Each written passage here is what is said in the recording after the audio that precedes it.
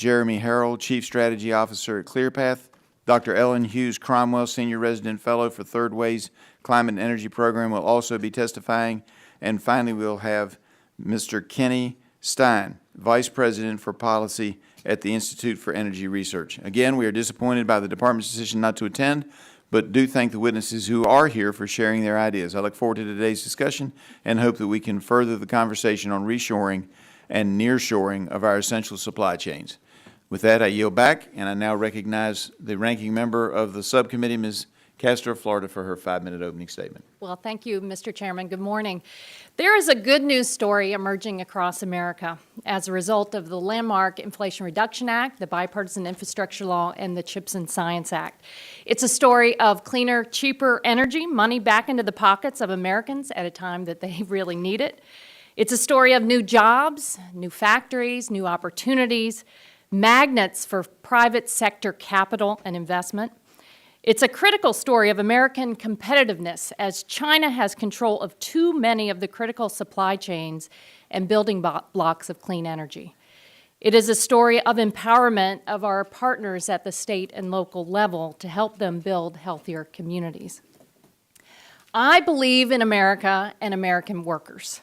I know we can outcompete any nation in the world, and the Inflation Reduction Act, the Bipartisan Infrastructure Law, and the CHIPS and Science Act are helping to level the playing field as China has made much larger investments in critical minerals, vehicles, often doing so at unfair advantage. Boosting America's competitiveness should not be a partisan issue. And outside of the Congress, it is not. The announcements of new American factories for batteries, electric cars and trucks, solar manufacturing are so numerous now that it's difficult to keep up with them. Since the enactment of the Inflation Reduction Act, we've seen the creation of about 142,000 jobs, over $240 billion in new investment in American communities across 31 states. These are good-paying jobs in growing industries that will power the country's future and help us cut climate pollution substantially. These investments will create even more jobs and unleash new technologies and domestic clean energy supply chains to give our neighbors a brighter future. Actually, most new factory announcements are happening in areas that are represented by Republicans who voted against the Inflation Reduction Act and the Bipartisan Infrastructure Law. But that's okay. What is important is that we're rebuilding American manufacturing, spurring innovation, and creating resilient supply chains for critical minerals like lithium. For example, that's essential to manufacturing advanced energy storage and batteries. The Department of Energy, as we heard from Secretary Granholm about 11 days ago, is ramping up its efforts to lead an energy-secure, sustainable economy. DOE is doing the hard work necessary to close the gap that emerged over decades due to underinvestment in America's industrial base. Over the past few decades, China has made large investments to take an early lead in the global energy supply chain in clean energy. But smart, long-term investments in American ingenuity are how we will catch up and remain competitive for generations to come. America can be the world leader in clean and renewable energy, new electric cars and trucks, and in industrial manufacturing to lower costly climate pollution that is wreaking havoc on our communities back home. And our allies want us to succeed because all the people across the world are grappling with the harms and the rising costs of climate change. That is why President Biden is committed to expanding our partnerships with our allies. Just this past weekend, Australia and the United States committed to enhanced cooperation designed to advance ambitious climate and clean energy action this decade, at home and abroad. The framework intends to coordinate policies and investments to support the expansion and the diversification of responsible clean energy and critical mineral supply chains, accelerate the development of markets for established and emerging technologies, meet the growing energy and adaptation needs in the Indo-Pacific, and enhance the region's role as a driver of resilient and sustainable global prosperity. While these investments will revitalize American research, development, and manufacturing capabilities, they will also give other countries the ability to buy essential clean energy materials and products from America. My Republican colleagues have consistently raised concerns about investing in America's future to ensure our continued energy security, build a competitive edge, bring outsourced manufacturing jobs back to the United States, and compete with China.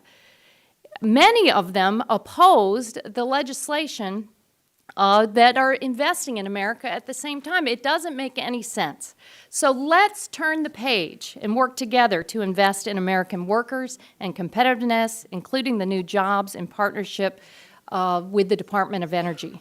Otherwise, we'll continue to fall behind and miss yet another opportunity to build a clean economy and to lead the world in doing so. Thank you, Mr. Chairman, and I yield back. Gentlelady yields back. Now recognize the chairwoman of the full committee, Ms. McMorris-Rogers, for her 5-minute opening statement. Thank you, Chair Griffith. We should all agree that our country must have a stable, secure supply chain for people to power our homes and businesses, fill up our gas tanks, and find opportunities for a better life. We cannot be energy secure if we are at the mercy of our adversaries. China, for example, has been crystal clear of its ambitions to rival the United States for economic supremacy and dominate the entire value chain for new technologies. The threat of losing ground to China grows more intense as President Biden rushes to force America to run on an entirely renewable energy as part of its Rush to Green agenda.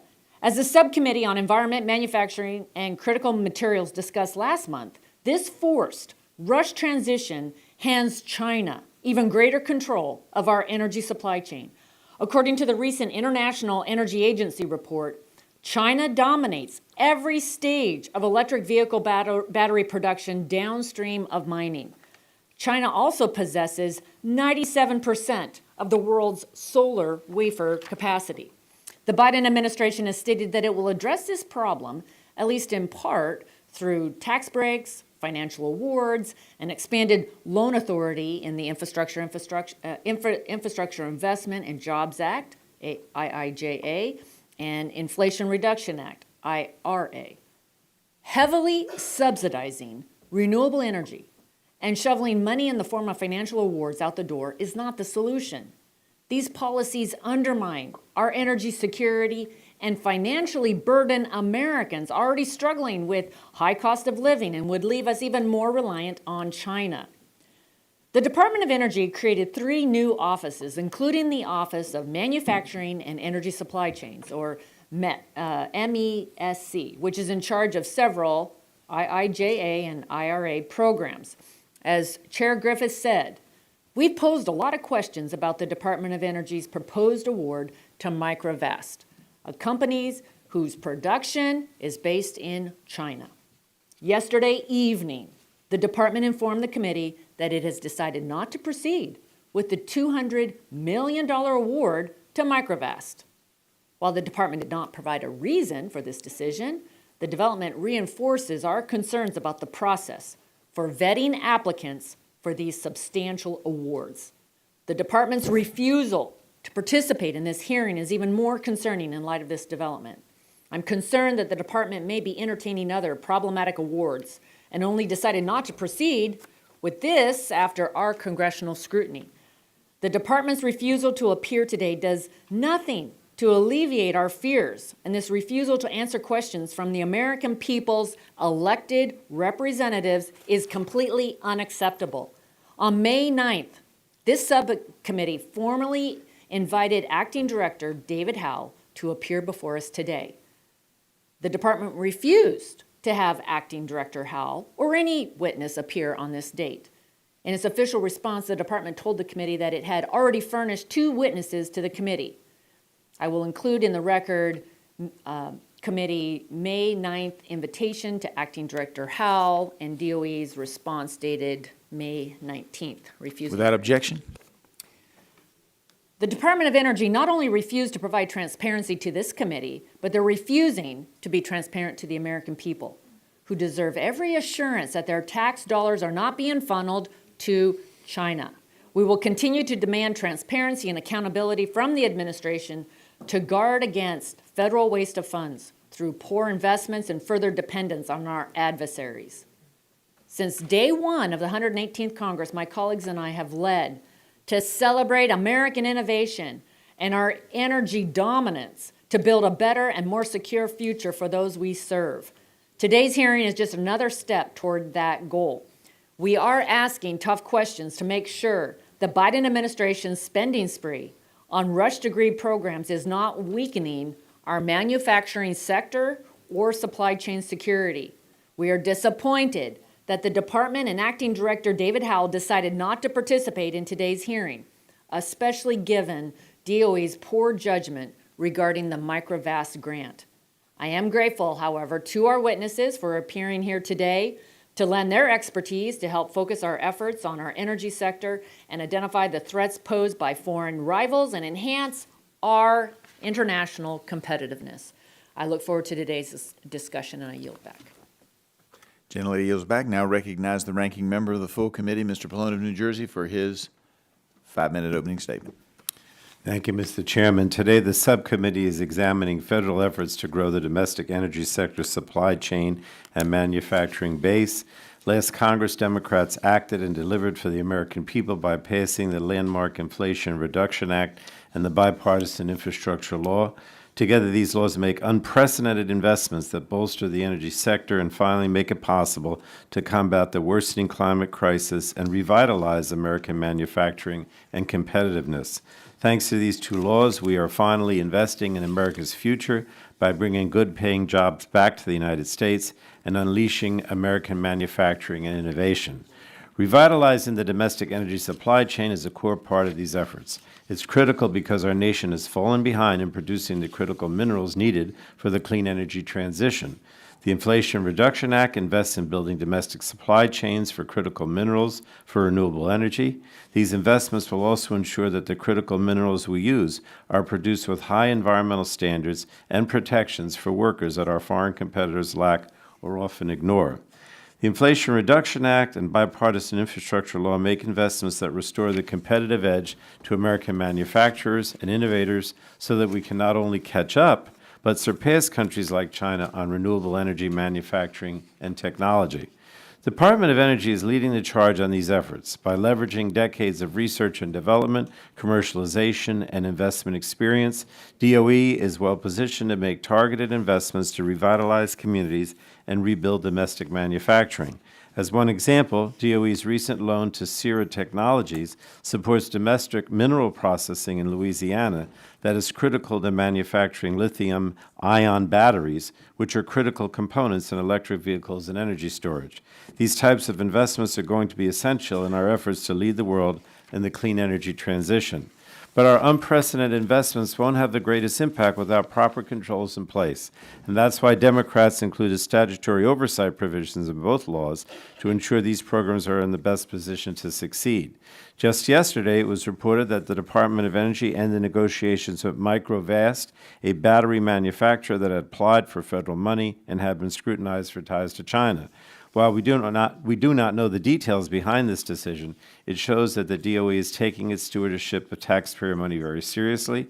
In fact, to conduct even more rigorous vetting of applicants, last year DOE established a research, technology, and security issues group specifically tasked with assessing risks of loans and award applicants, including those with foreign ties. And this group uses not only DOE expertise, but also draws on the expertise of other agencies, including the Committee on Foreign Investment in the United States, to thoroughly vet applicants for federal backing. Now, you'd think the Republicans would be applauding DOE's efforts. For years, my Republican colleagues have bemoaned the state of American manufacturing and warned that China was pulling ahead, yet not one Republican member of the committee supported either the Inflation Reduction Act or the bipartisan infrastructure law.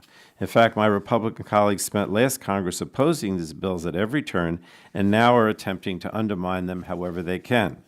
The fact that no DOE official is testifying today before the committee is not DOE's fault. It's the Republican majority's fault. The DOE letter that Chair Rogers referenced outlines the back-and-forth communications on this hearing. It's clear Republicans were planning to hold this hearing in June, and were working with DOE to get that scheduled, when all of a sudden the date changed earlier this month to today. So it's a shame that DOE wasn't given adequate notice, and instead we're left with a rushed hearing on this important topic. Republicans talk about wanting to outcompete China, but they all oppose the very laws that are going to help us do just that.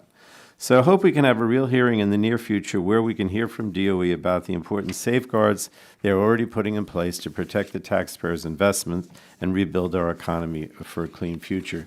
And with that, Mr. Chairman, I yield back. Gentleman yields back. That concludes member opening statements. The chair would like to remind members that pursuant to committee rules, all members' written opening statements will be made a part of the record. We do ask that members provide those opening statements to the clerk promptly.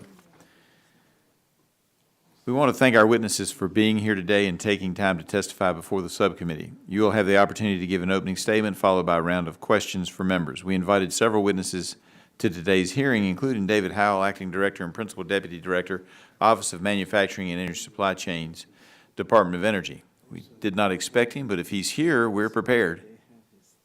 Seeing that he is not here, unfortunately, it is true that Acting Director Howell and DOE declined our request. And as Mr. Pallone said, maybe we can get him in another day, but it does seem to me that if this is what your job is, you ought to be able to answer questions without more than 2 weeks of preparation. But whatever.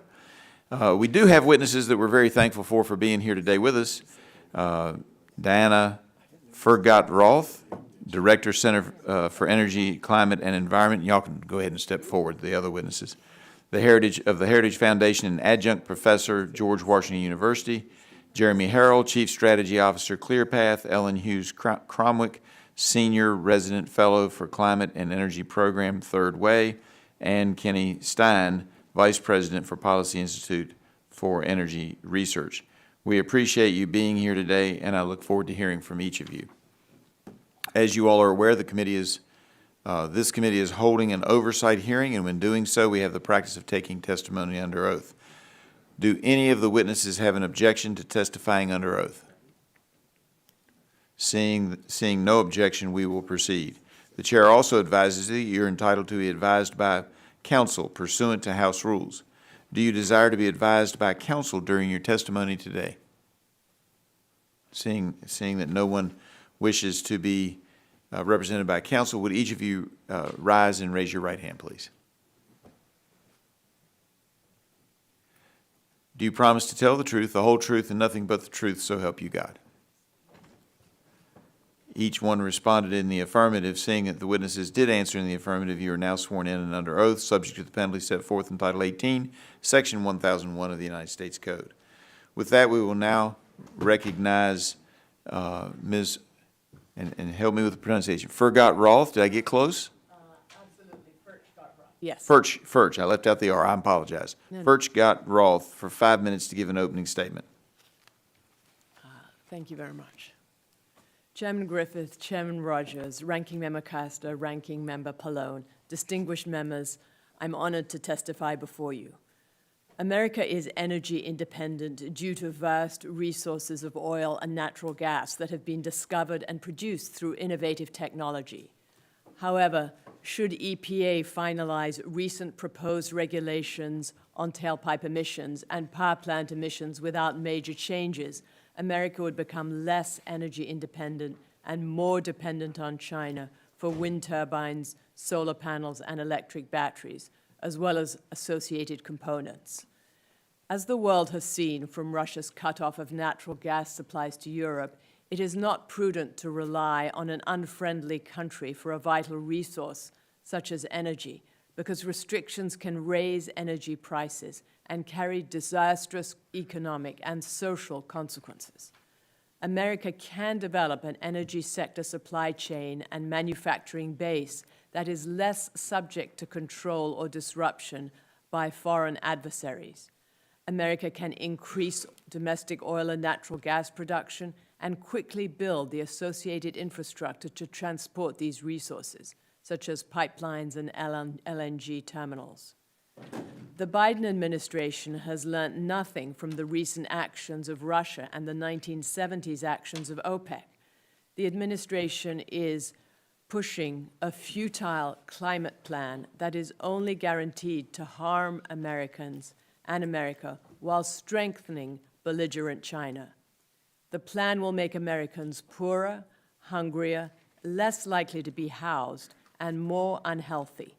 Electricity prices will rise, gasoline prices will rise, and cars that people now enjoy will be unaffordable. Even prices of used cars, and over 60% of car sales are used cars, will rise. Deaths on the road will rise because old cars do not have new safety features, and people will not be able to afford new cars or more recent models of used cars. Ultimately, the test for any policy is the price that it exacts to achieve its aims.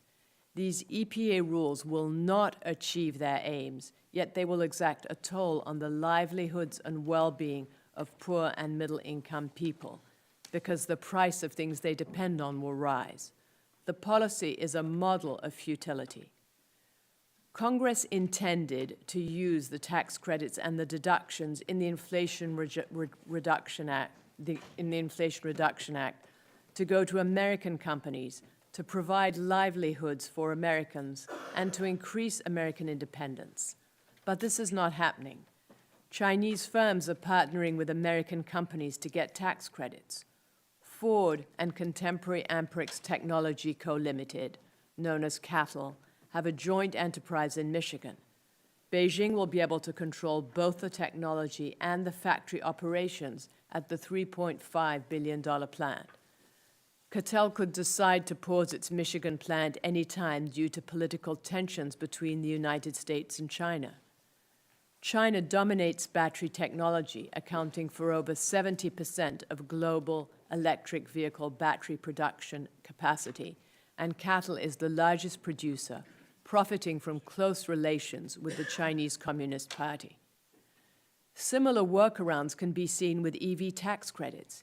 EVs are supposed to have a certain share of domestic production to get the credit. That's what all of you put in the law. But a giant loophole exists for leased vehicles. The Treasury has ruled that commercial vehicles do not have to meet domestic requirements to get the credit, and leased vehicles count as commercial. People can lease EVs rather than buying them and take advantage of the $7,500 of tax credits in lower lease payments, just as they would pay lower auto loan car payments if the EV had the required domestic content. This tax treatment benefits the Chinese because they produce the EVs. All of you should make sure that the tax credits intended for domestic manufacturers of batteries and EVs, as you voted in law, are used by American companies and not Chinese companies, and roll back agency regulations and guidance that allow foreign companies to benefit. The U.S. energy sector supply chain cannot produce all the resources to handle the regulatory push to transition wholesale to renewable energy resources and electrification without substantial increases in prices, which disproportionately hurts poor people. Many thanks for allowing me to testify today. Appreciate your testimony. Now recognize Jeremy Harrell for his 5-minute opening statement. Thank you, Mr. Chairman, for the opportunity to testify today. The U.S. has a national security imperative to take on China and Russia in technological innovation and energy exports. These adversaries are deploying vast resources around the world to advance their geopolitical aims and dominate the global energy sector. Here are a few alarming facts.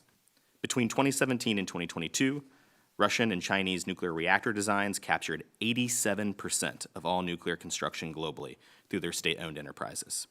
The U.S. and our allies have sanctioned the Russian oil and gas sector post-Ukraine invasion, but the Russian nuclear industry has largely dodged those sanctions. They remain the only source of large volumes of HALEU, the fuel needed for many of our advanced technologies, and have been supplying more than 20% of the fuel for our current fleet. The U.S. is also 100% reliant on imports for 12 of the 50 critical minerals essential to our economy and national security, and China was the leading producer of 30 of those 50. There are countless other examples. A U.S. strategy that syncs our R&D capabilities with targeted free market incentives and proactive trade policies is needed to put the U.S. back in the leadership role. Our nation must double down on recent public and private sector momentum to produce more and innovate faster. By securing a clean, affordable, resilient energy future domestically, the U.S. can also lead on energy exports and global emissions reductions.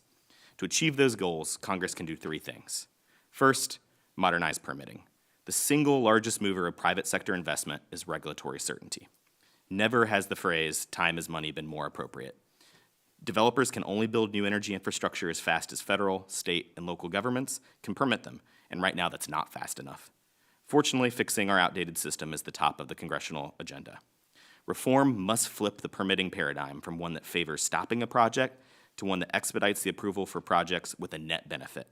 6 years to permit a new CO2 storage site, 15 years to greenlight a new interstate transmission line, or 4 years to license a new nuclear reactor design, let alone permit the construction, is simply not fast enough. A system that promotes good outcomes, both economic and environmental, is the only way to build at the pace and scale required to meet America's needs. Second, we must capitalize on the Energy Act of 2020, the Bipartisan Infrastructure Bill, and the CHIPS and Science Act to more effectively bolster our energy supply chains and commercialize new technologies. The U.S. will not beat China in its own Belt and Road model, nor should it. The U.S. is a more attractive development partner because of our values and our expertise, not because we can out-subsidize the competition. Targeted federal policy should empower American entrepreneurs, accelerate American innovation, and foster private sector investment into American industries. The DOE and our national labs can play a significant role with proper program implementation. For example, the bipartisan demonstration programs need to be additive, not duplicative to private sector investment. The program should support cutting-edge and capital-intensive technology that power and industrial sector leaders may not do alone. This means ensuring proper use of taxpayer resources all the way to project delivery, investing in industries where the U.S. could develop a leading edge, and ensuring the maximum benefit goes to the American supply chain. Carbon capture is a great example. 40% of projects in development globally are in the United States. We have the lead on other countries through a combination of engineering expertise, technical leadership, and bipartisan policy like the 45Q tax credit, along with the DOE carbon capture demonstration program. Going forward, the U.S. can parlay this leadership edge into a project network here that supports grid reliability and American manufacturing while exporting to coal and gas-reliant trading partners. And third, we must foster more global market opportunities for American technologies. The economic opportunity for the U.S. is remarkable. More than 52 countries could have markets for new nuclear alone, representing a roughly $380 billion per year market opportunity by 2050. Getting domestic policies right will help scale up new clean tech and drive down costs. Our country must then prioritize market access abroad through removal of trade barriers and better leverage agencies like the International Development Finance Corporation to compete against our rivals, but with market-based tools. For example, Romania broke a financing agreement with China in 2020 and then penned a roughly $9 billion deal to build 2 new reactors with the support of the U.S. Exim Bank. In conclusion, the U.S. has an opportunity to lead the global market, but without a more focused and nimble government partner, American entrepreneurs could lose to China. By modernizing permitting, capitalizing on recent bipartisan policy wins, and improving our export markets, we will be on a more clear path towards global energy supply chain leadership. I look forward to your questions. Thank you. Thank you. Now recognize Ellen Hughes-Cromwick for her 5-minute opening statement. Good morning, Chairman Griffith, Ranking Member Castor, and members of the subcommittee. It is such an honor to be here today. My name is Ellen Hughes-Cromwick, and I'm representing the Climate and Energy Program at Third Way. As a team of researchers and policy experts, we design and advocate policies that drive innovation and deployment of clean energy technologies. I have worked at Ford Motor Company as their chief economist, and I've also served as associate director of the University of Michigan Energy Institute and as chief economist of the U.S. Department of Commerce during the Obama administration. Recently, I co-led a study commissioned by Third Way and Breakthrough Energy, which analyzed U.S. competitiveness across all of the supply chain segments for 10 clean energy technologies.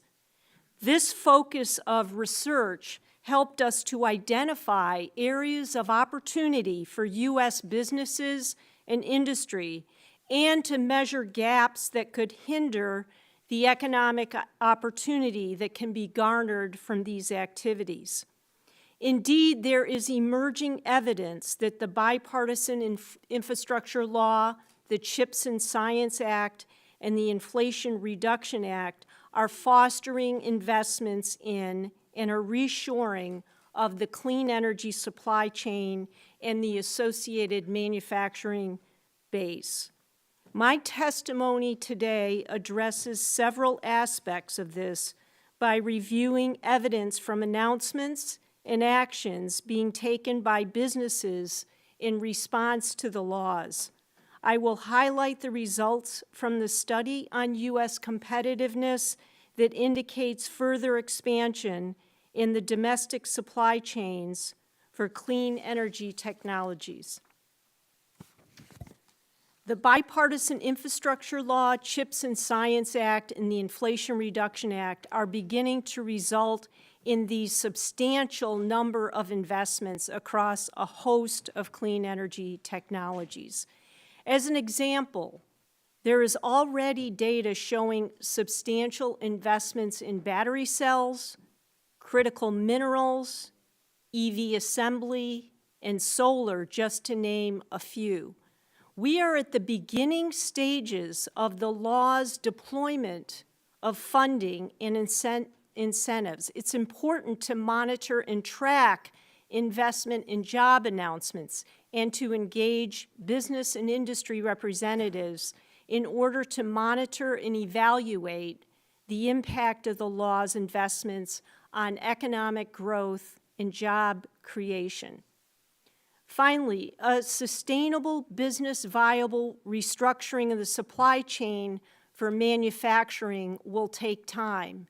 As my experience at Ford Motor Company showed, companies engage in purchasing strategies that extend over a period of time, 3 to 5 years.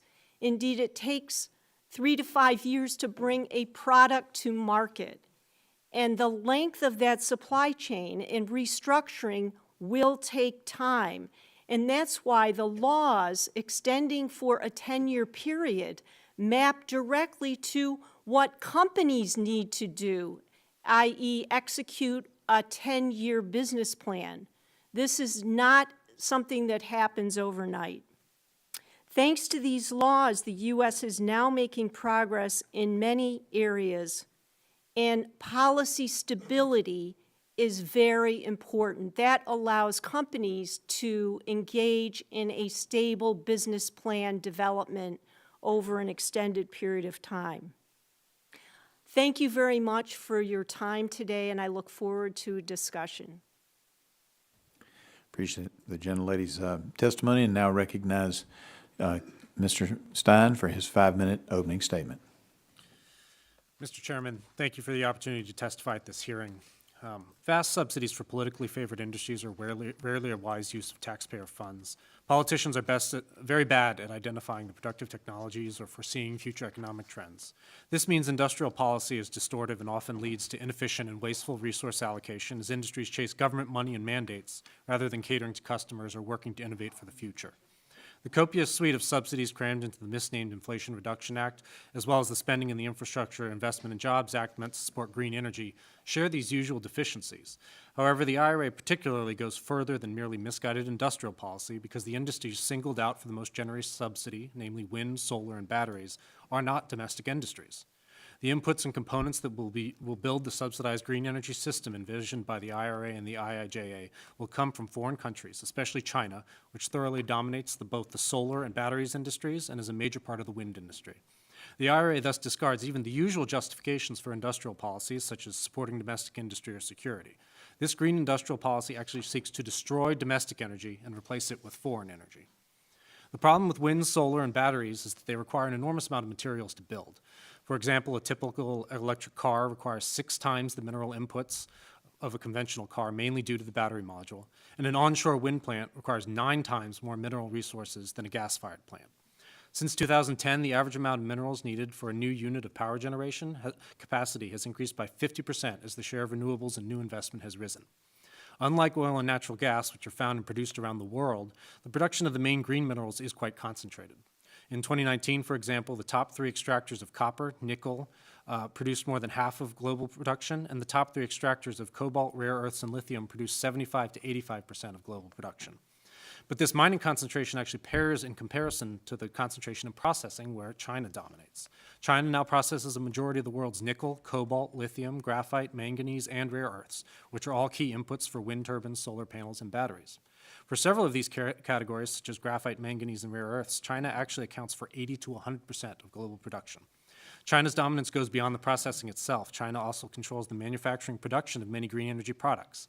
Around 80% of lithium-ion battery cell production, 80 to 90% of anode and cathode production, and between 60 and 80% of polysilicon wafers, crystalline silicon cells, and solar modules. What all this means is that green energy is truly made in China. Now, the IRA did include some incentives to try and produce many of these inputs domestically, but the process of opening a new mine stretches for many years, if not decades, and that assumes all goes well with the permitting and approval process, which has not been the case under the Biden administration.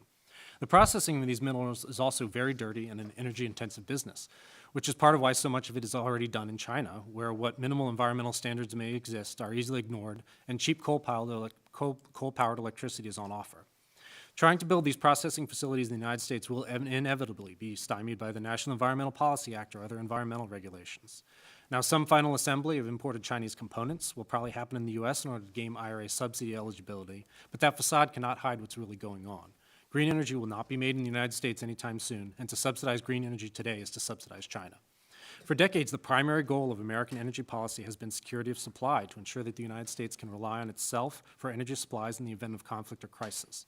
Just in the last 5 years, we have just about achieved that energy security that had been so elusive. The U.S. is an exporter of oil, natural gas, coal, and refined products. Yet the avowed goal of the IRA is to throw away that hard-earned security and replace our entire energy system with inferior green alternatives sourced from overseas. To put this in context, at the peak in 2001, the United States relied on the Middle East for 23% of our oil needs. That was viewed as a national security crisis. The U.S. currently imports 74% of our rare earth needs from China, with other major green minerals needs over 50%. The entire solar and battery supply chains are controlled by China. There is no prospect of that changing in the near future, whatever the wishes of politicians, and even longer term, there are few past examples of successful industrial policy. Yet we are still intentionally seeking to increase our reliance on these Chinese energy sources. The IRA energy subsidies are pushing the United States towards more expensive and less reliable electricity, while also discarding America's security in favor of dependence on China. And for all the money appropriated in the IIJA for transmission and electric vehicle charging, the energy sources that spending is meant to support will not be made in the United States anytime soon, if ever. Green energy is made in China, and the more that the U.S. comes to rely on these green energy sources, the more we are relying on China. Thank you, and I look forward to your questions. I thank the gentleman. Thank you all for your testimony. We will now move into the question and answer portion of the hearing, and I'll begin the question and recognize myself for 5 minutes. Ms. Furchtgott-Roth, you brought up Ford and cattle, and I brought up in my opening that was a part of what was going on in Virginia. Virginia was looking at doing an incentive package, realized that it was really just an American shell over a Chinese company, and Governor Youngkin backed out of doing any incentive plan, and they went to Michigan. That being said, in my opening, I referred to it as Ford being subservient in the partnership to the Chinese cattle company. Chinese company called cattle. Do you agree with my assessment? That Ford is subservient to cattle in that deal? Well, cattle has a tremendous amount of power because it operates the plant. Ford officially owns the plant, but cattle operates it, so it has a tremendous amount of power. Well, in reality, Ford is just the shell. It owns the physical building, but doesn't own any of the technology. We're not training any American companies. We're not creating any American companies that will suddenly have this battery capacity. And I believe you pointed out in your statement as well that cattle reserves the right, if there are any tensions between China and the U.S., that they can pull out at their discretion. Is that not correct? That's correct, and they would also be able to bring in their own workers if they wanted to do that, just as they bring in their own workers to projects they have in Africa and Latin America. So we may not even get very many American workers out of it. It may be Chinese workers brought in. Is that what you're telling me? We don't know how many new American jobs we're going to get out of it, and prices are... But it's not likely to be the management jobs, is it? No. No. What are some of the risks that American companies should be mindful of if they're looking for any kind of a partnership with a Chinese company? And that being said, is there any Chinese company that we could work with where they wouldn't demand control and the ability to pull out if there were tensions between the U.S. and China? One big problem is that China has been known to take the intellectual property of other countries. There is no reciprocity when it comes to trade between China and the United States. China makes sure that if an American company invests in a company in China, that the Chinese own a large stake of that company. We don't want to be turning over intellectual property to China. We don't want to be dependent on China for solar panels, components, wind turbines, electric batteries, and components of these. We have plenty of oil and natural gas, and that produces less expensive electricity, less expensive gasoline, and less expensive cars. And we need to be looking at what benefits the American public, what benefits poor people, what benefits middle-income people who put us in these positions here. Mr. Stein, you note in your testimony that as the supply chains are currently configured, most of the spending from the IRA will be spent on Chinese-made inputs and will end up enriching Chinese companies. Can you elaborate on how any sort of non-domestic company might attempt to gain the IRA requirements, and what should the DOE's Office of Manufacturing be on the lookout for so that when the next microvast comes along, or I would submit maybe even cattle, that we have our ability to say, whoa, we're not going to do that. Let's back out. Sure. Well, the plant that has just been discussed about Ford is a perfect example. It's a Chinese company that really runs that plant. They're using Chinese products, and it technically can qualify for the battery tax credits because it's owned by, there's officially an American owner. And you can see that with any sort of, especially in battery production, because of the way the tax credit's structured. It's based on your megawatt production. The national requirements, that was in the electric vehicle tax credit. There's where the sourcing requirements in that. But in the other parts of the tax credits, and particularly wind and solar, there's plus-ups sometimes for sourcing requirements, but there's still an ongoing tax break that's available to anybody. And since the supply chains for these products are dominated by China, those are Chinese companies that are going to be fueling all these projects. But I thought the idea behind the bill was to get American companies on board, and it sounds like you agree with my assessment that at least in the Ford cattle arrangement, that Ford is subservient. Yeah, they have the building, but cattle can pull out at any time and take their technology back to China. Is that correct? Exactly. Yeah. The intellectual property is entirely owned by a Chinese company that, frankly, is answerable to the Communist Party. Yeah. Mr. Harrell, do you have any recommendations you believe that this committee could pursue on the DOE authorities that would help to achieve actual domestic manufacturing objectives as opposed to the subservient role of just having an American nameplate on the outside of the factory? Yeah, absolutely. The Department of Energy has to do more to ensure investments are deployed in a manner that protects our national interest. We need to be protecting and enforcing IP protections, especially if federal taxpayer resources are involved. We need to be vetting projects from the very beginning, not just at the award, but all the way to project delivery. We need to be tracking board membership and voting rights and trying to figure out, is there Chinese investor influence over the development of the company, even if they've met those other barometers. And ultimately, the CHIPS and Science Act had some language that Republicans and Democrats supported to identify risk of foreign influence, and so we have to do more. Otherwise, we're effective. I appreciate it. My time is up. I yield back and now recognize Ms. Castro Florida, the ranking member of the committee. Thank you, Mr. Chairman. Thanks to all of our witnesses for being here. The Inflation Reduction Act and the bipartisan infrastructure law are really helping us to ramp up U.S. production of critical minerals, essential materials. These investments are intended to build more resilient critical energy infrastructure in America, lower energy costs, create good-paying jobs across the country, and it's great to see so many new announcements of factories and jobs opening. This is especially important because America fell behind in domestic manufacturing over a long period of time, and now we've got to catch up quickly. And while it might take us time to fully catch up, Dr. Hughes-Cromwick, you express optimism. You said in your testimony, here we are at the dawn of a new time. We're just at the beginning. How should we, from your point of view, expect these industries to develop over time? In which areas do you see potential in the coming years? What can we expect? Thank you for that question. What our research has shown, as we studied U.S. competitiveness across the supply chain segments for 10 clean energy technologies, is that the U.S. has already established a competitive advantage in several supply chain segments. However, in order to generate significant gains in economic activity and jobs, the policy stimulus that you passed into law over the last 2 years will provide a significant support to ensure that that transformation takes place during the next 10 years. We found in our study that the U.S. has competitive leadership in many manufacturing industries.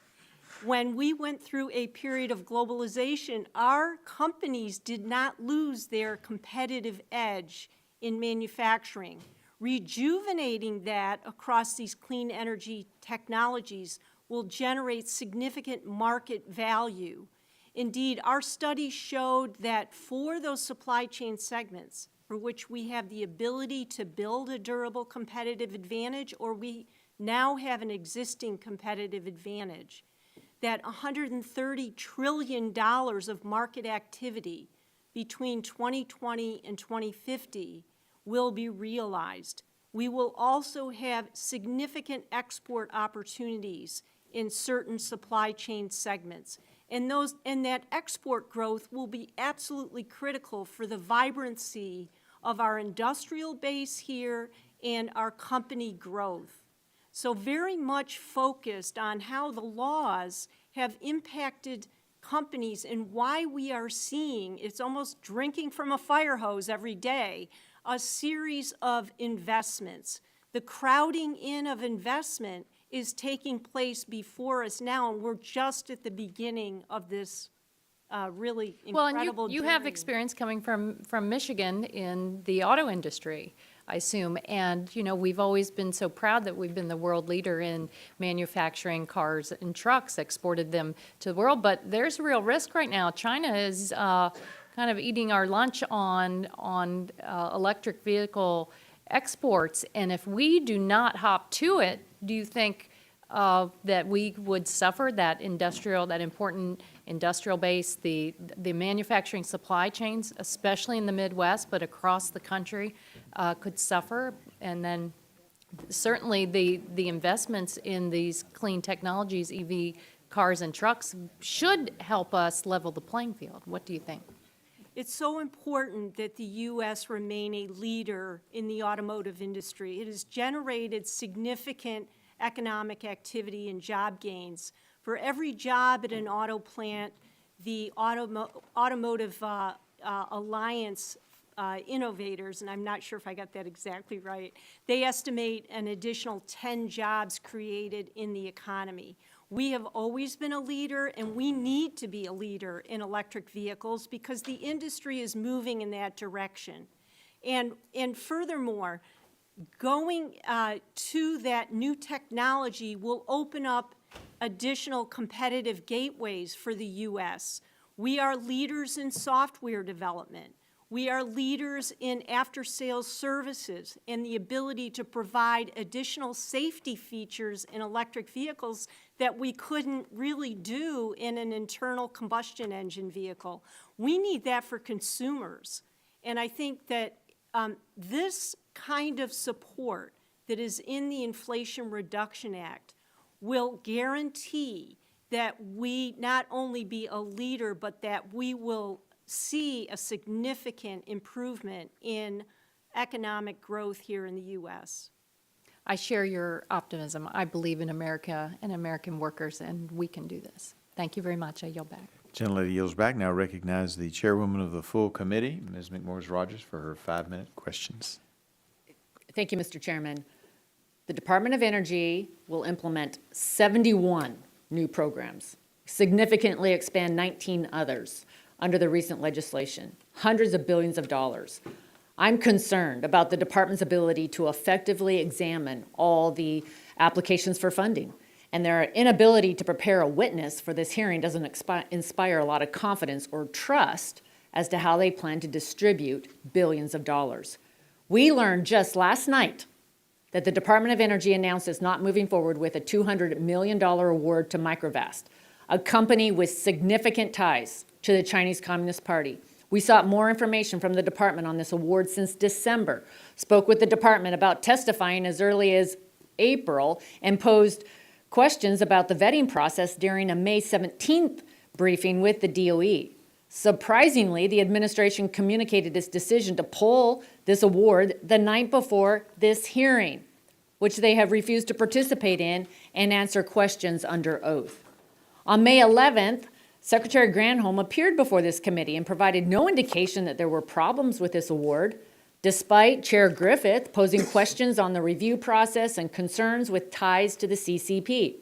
Now that the department has officially decided not to move forward, it decided not to send anyone to provide answers about this development. I understand that the department claimed it could be ready for a hearing in June. I certainly hope so. The American people deserve every assurance possible from the Department of Energy that taxpayer dollars are not being spent to embolden China. Mr. Harrell, you note in your written testimony that ClearPath has developed an interactive dashboard to track progress across the department's major demonstration projects to assist with accountability and oversight. I would say that the department's refusal to attend today does not facilitate accountability.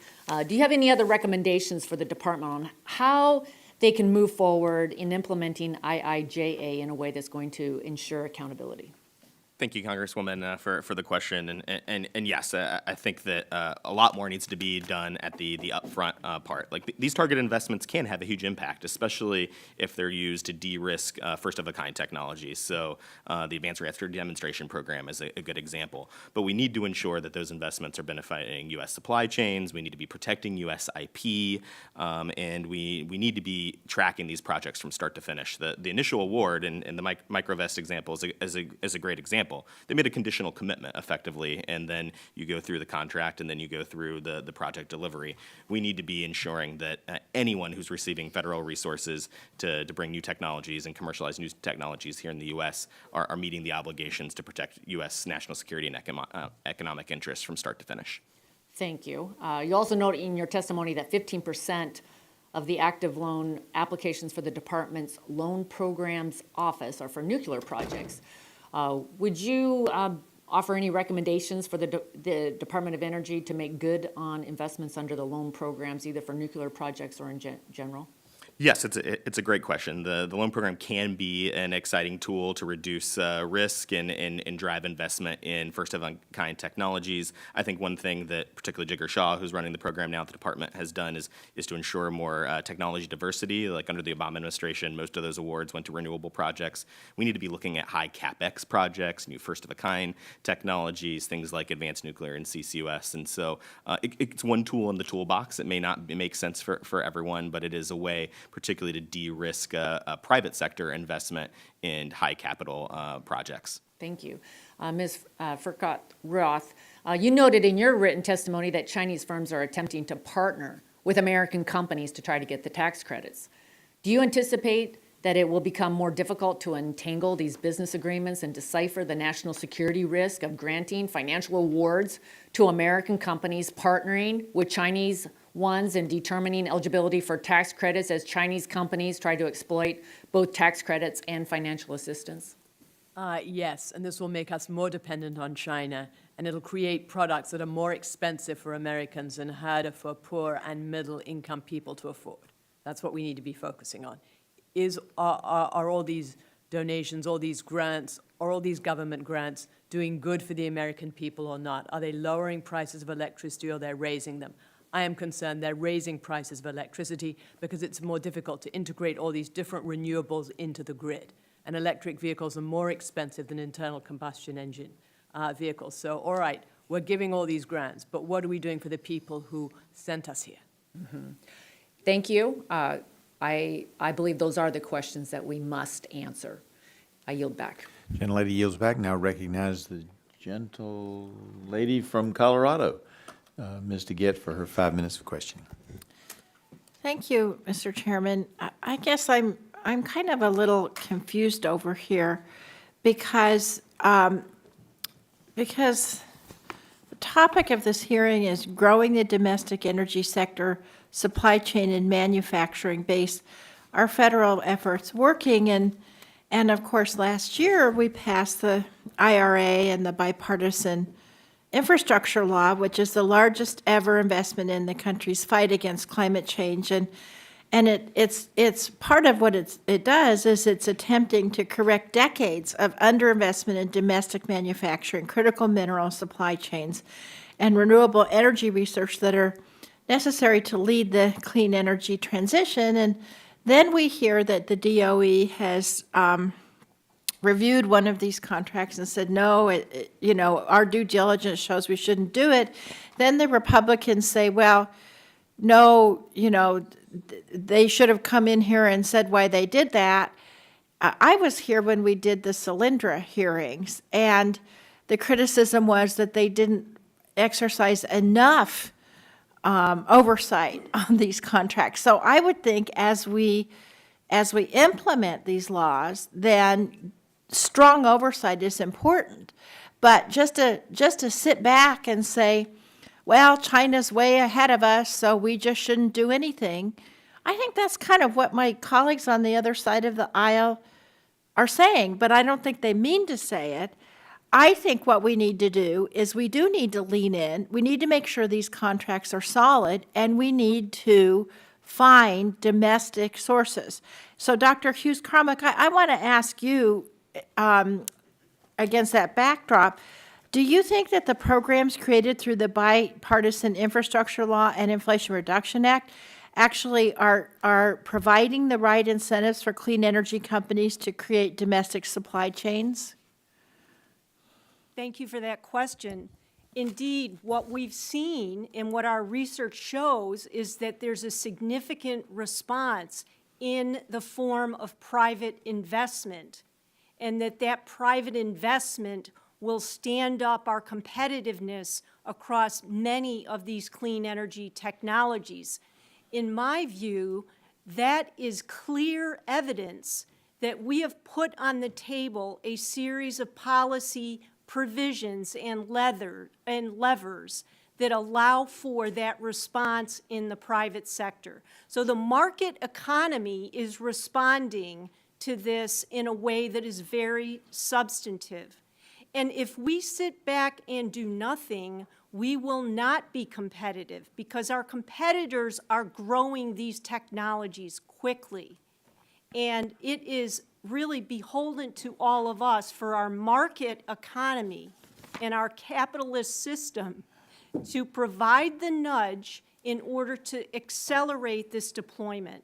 And what the laws have done is quite interesting. It has helped to reduce the cost of production for many of these clean energy industries in various supply chains, as much as 60% of a cost reduction for some of these clean energy technologies.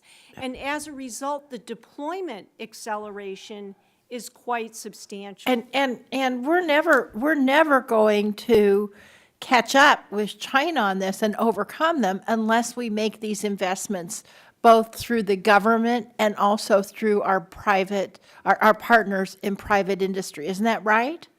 I completely we can't just agree. we can't just agree with that because yeah. We have an implicit kind of industrial policy if we do nothing. Which That's says, right. Let the growth happen as it will, but Okay, I don't mean to stop you, but I need to ask Mr. Stein a question, because in his written statement, or in your written statement, Mr. Stein, you said, quote, vast subsidies for politically favored industries are rarely a wise use of taxpayer funds. Is that right? You said that? Yes. Well, so what do you think then? Our country currently provides vast subsidies to the oil and gas industry. Do you think we should eliminate those also? Well, I'm personally. Yes or no will work. Personally in favor of eliminating the corporate taxes entirely, so. Okay, so you think, yes, we should eliminate it for oil and gas? Yes, for everything. Thanks. Yep. I appreciate that. I yield back. Gentlelady yields back. Now recognize the gentleman from Texas, Mr. Burgess, Dr. Burgess, for his 5 minutes of questioning. Thank you, Mr. Chairman. Mr. Stein, let's just ask you the same question that Mr. Gett just asked the other witness. Do you think in the recently passed legislation that the right incentives are being provided? Well, this is the problem with industrial policy, is that the right incentives, the incentives that Democrats in Congress want to provide are being provided. I don't think that that is necessarily the best thing for the economy as a whole, particularly because the things that are being subsidized, as I mentioned in my written testimony, the wind and solar electricity generation make electricity prices more expensive. Even with the subsidies, it's very consistent in the states and countries that you see more wind electricity generation, especially, you see higher electricity prices. And that's only destined to go up, and that's because there's a cost to unreliability. And that's not normally thought of as a dollar number, but it does, you have to have backups, you have to build more transmission. It gets very expensive to try and make wind and solar provide the kind of close to stable electricity that Americans expect in a developed country. Well, you're right about Americans expecting, because we had some experience with that a couple of years ago, and it was very painful. Now, the statement was also made in the question of the previous witness that these laws passed in the last Congress reduced the cost of production. Is that accurate? Does it really reduce the cost of production, or does it just increase the subsidization so that the bottom line, in fact, reflects a lower cost? Well, perhaps it lowers the cost to a specific company that's building a factory, but the overall cost to the economy, ultimately that money's coming from taxpayers. It's not being used somewhere else. There is cost to the economy as a whole in that. And then when you're subsidizing something that perhaps somebody wouldn't normally buy or wouldn't normally use, they might use something that's cheaper or more useful. But because there's a subsidy available, suddenly they're using a less efficient product.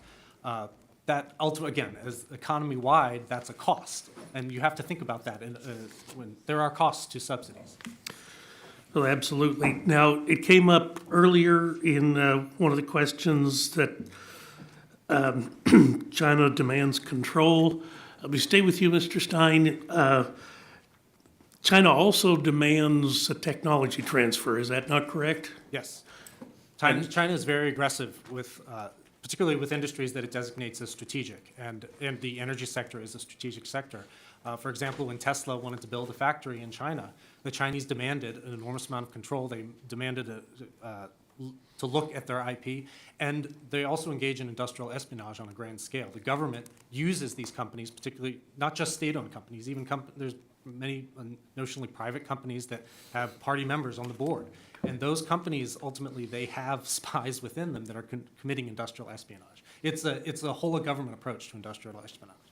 So, and then there is a subsequent cost to the American taxpayer for the loss of that. The technology transfer does not happen in an economic vacuum, does it? Sure. It's ultimately something that may have been invented or even paid for partially with federal government money.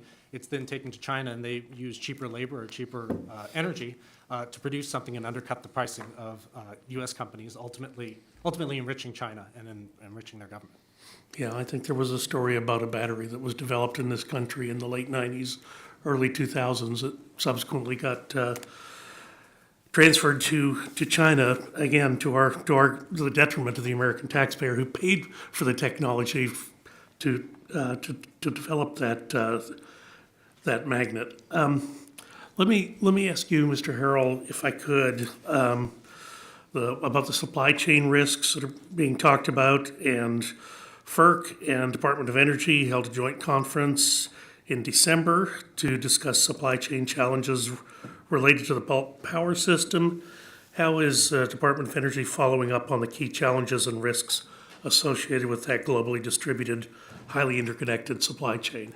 Yeah, it was a great question, Congressman, and it really underscores the need for more firm, flexible baseload resources, particularly as we focus on American manufacturing. So we see as time goes by, and particularly in electricity markets like in the Midwest, we're about to lose a bunch of our baseload assets. So we need to invest more in advanced nuclear, in geothermal, in gas or coal with carbon capture, and efforts to get that base load generation that frankly is necessary for heavy manufacturing. Like that type of infrastructure doesn't work well when it mothballs or is getting ramped up and down, and it's less efficient and more expensive to consumers because it increases cost of production.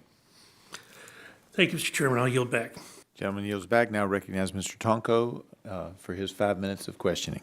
Thank you, Mr. Chair. We know that if we fail to act on climate change, the consequences will be disastrous. The scientific literature is clear that if we do not respond effectively to climate change, we will be a poorer, sicker, and less competitive nation.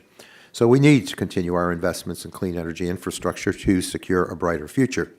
This means taking a long-term view of our critical mineral needs and finding ways to meet those needs ethically and sustainably. We also need to provide consistent signals to industry that America is indeed looking to the future, not dwelling in the past. And while my Republican colleagues have suggested that we are moving too quickly, I question whether they support the transition at all. It is true that today we are behind China in several key industries, but if we never get into the race by investing to build and reshore domestic supply chains, we will always remain behind our foreign competitors in the energy technologies that will be used all around our world in the years ahead. There will be challenges, for certain, as we work to build an economy that is less polluting and more energy independent, and I am indeed willing to have honest discussions about those challenges and how we can overcome them. But I'm entirely unwilling to throw my hands up and do nothing because my Republican colleagues say it's too hard to do perfectly. So, Dr. Hughes-Cromwick, what is the effect on companies' long-term investment decisions when Congress sends mixed signals about support for the loan and grant programs at DOE? Thank you for that question. What the consequences focus and really center on is the instability of business planning for companies.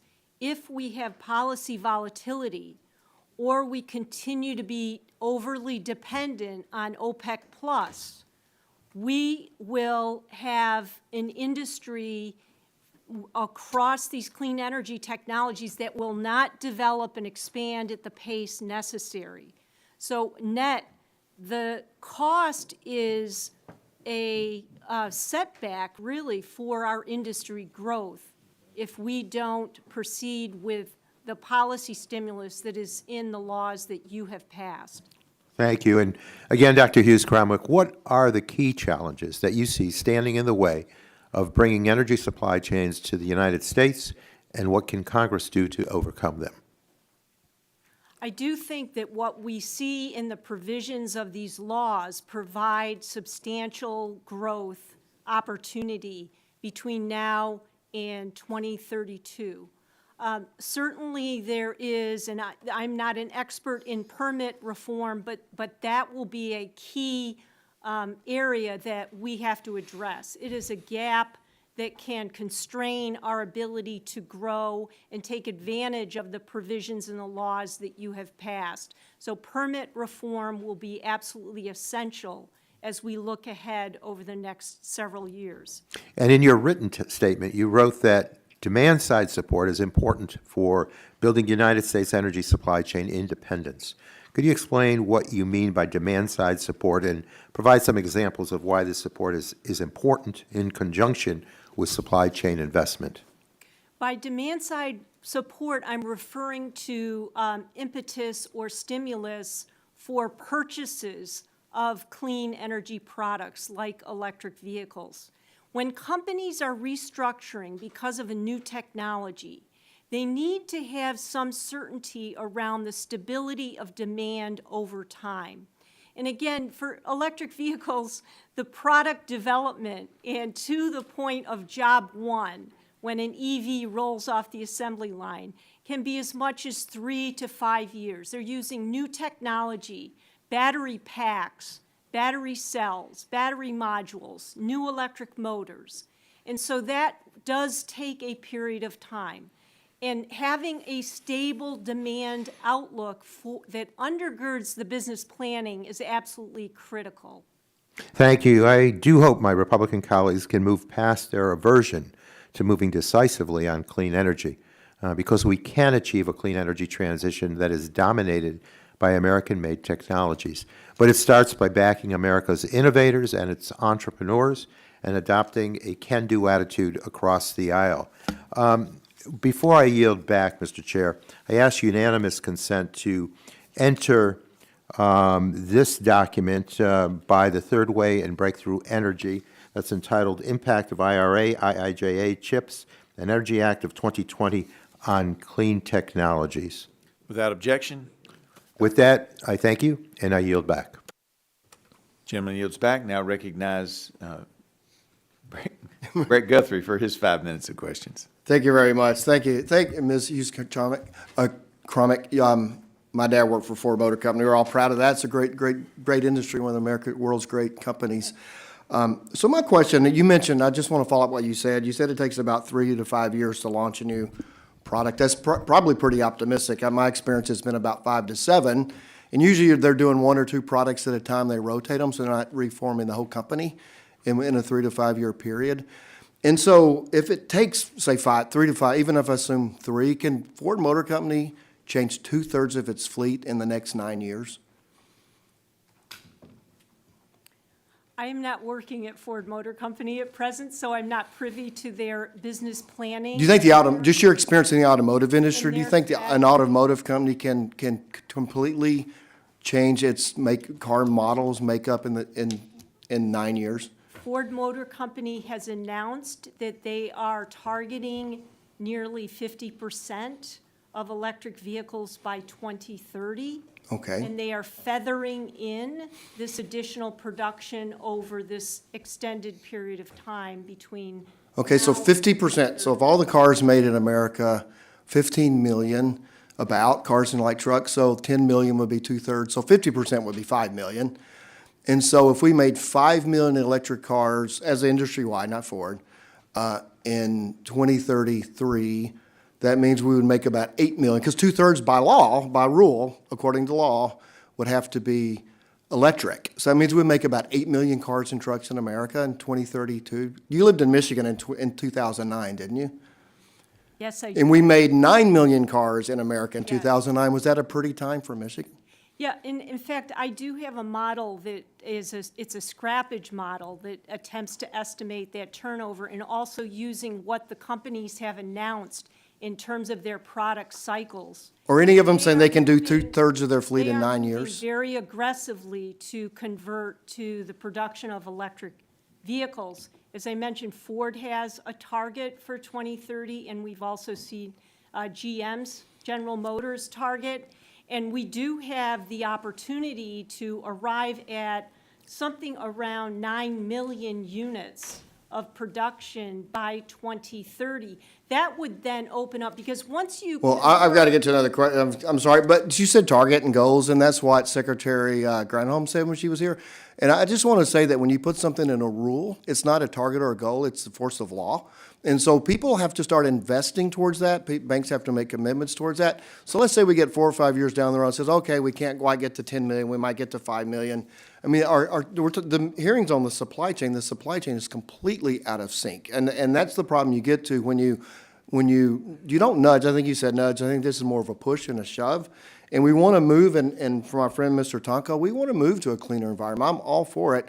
But what we're trying to figure out is how do we get there without completely disrupting our automotive industry. So my one question, I had another one, but I want to ask you this. Are you concerned at all about Ford's relationship with cattle? Do you think that fits the spirit of the IRA? I am not familiar with the agreement with CATL, so I can't really comment Okay. on. Well, since you can't, I'm going to go to Mr. Harrell, because I had one other question. So I'm on a NATO committee, just met with some of our European friends, and I will tell you, there are a lot of them extremely concerned about the decisions they made and made themselves dependent on Russia and what's moved forward. And so my question is, what lessons can we learn from Europe as we try to shove ourselves into this new energy world Yeah, Congressman, it's a great question and really relevant given the aftermath of the Ukraine invasion. I think it was a lesson both on energy security and the need for affordable baseload power as a whole. We saw issues where effectively manufacturing had to be ramped down in Europe immediately after the invasion, and sanctions went in place on Russian oil and gas.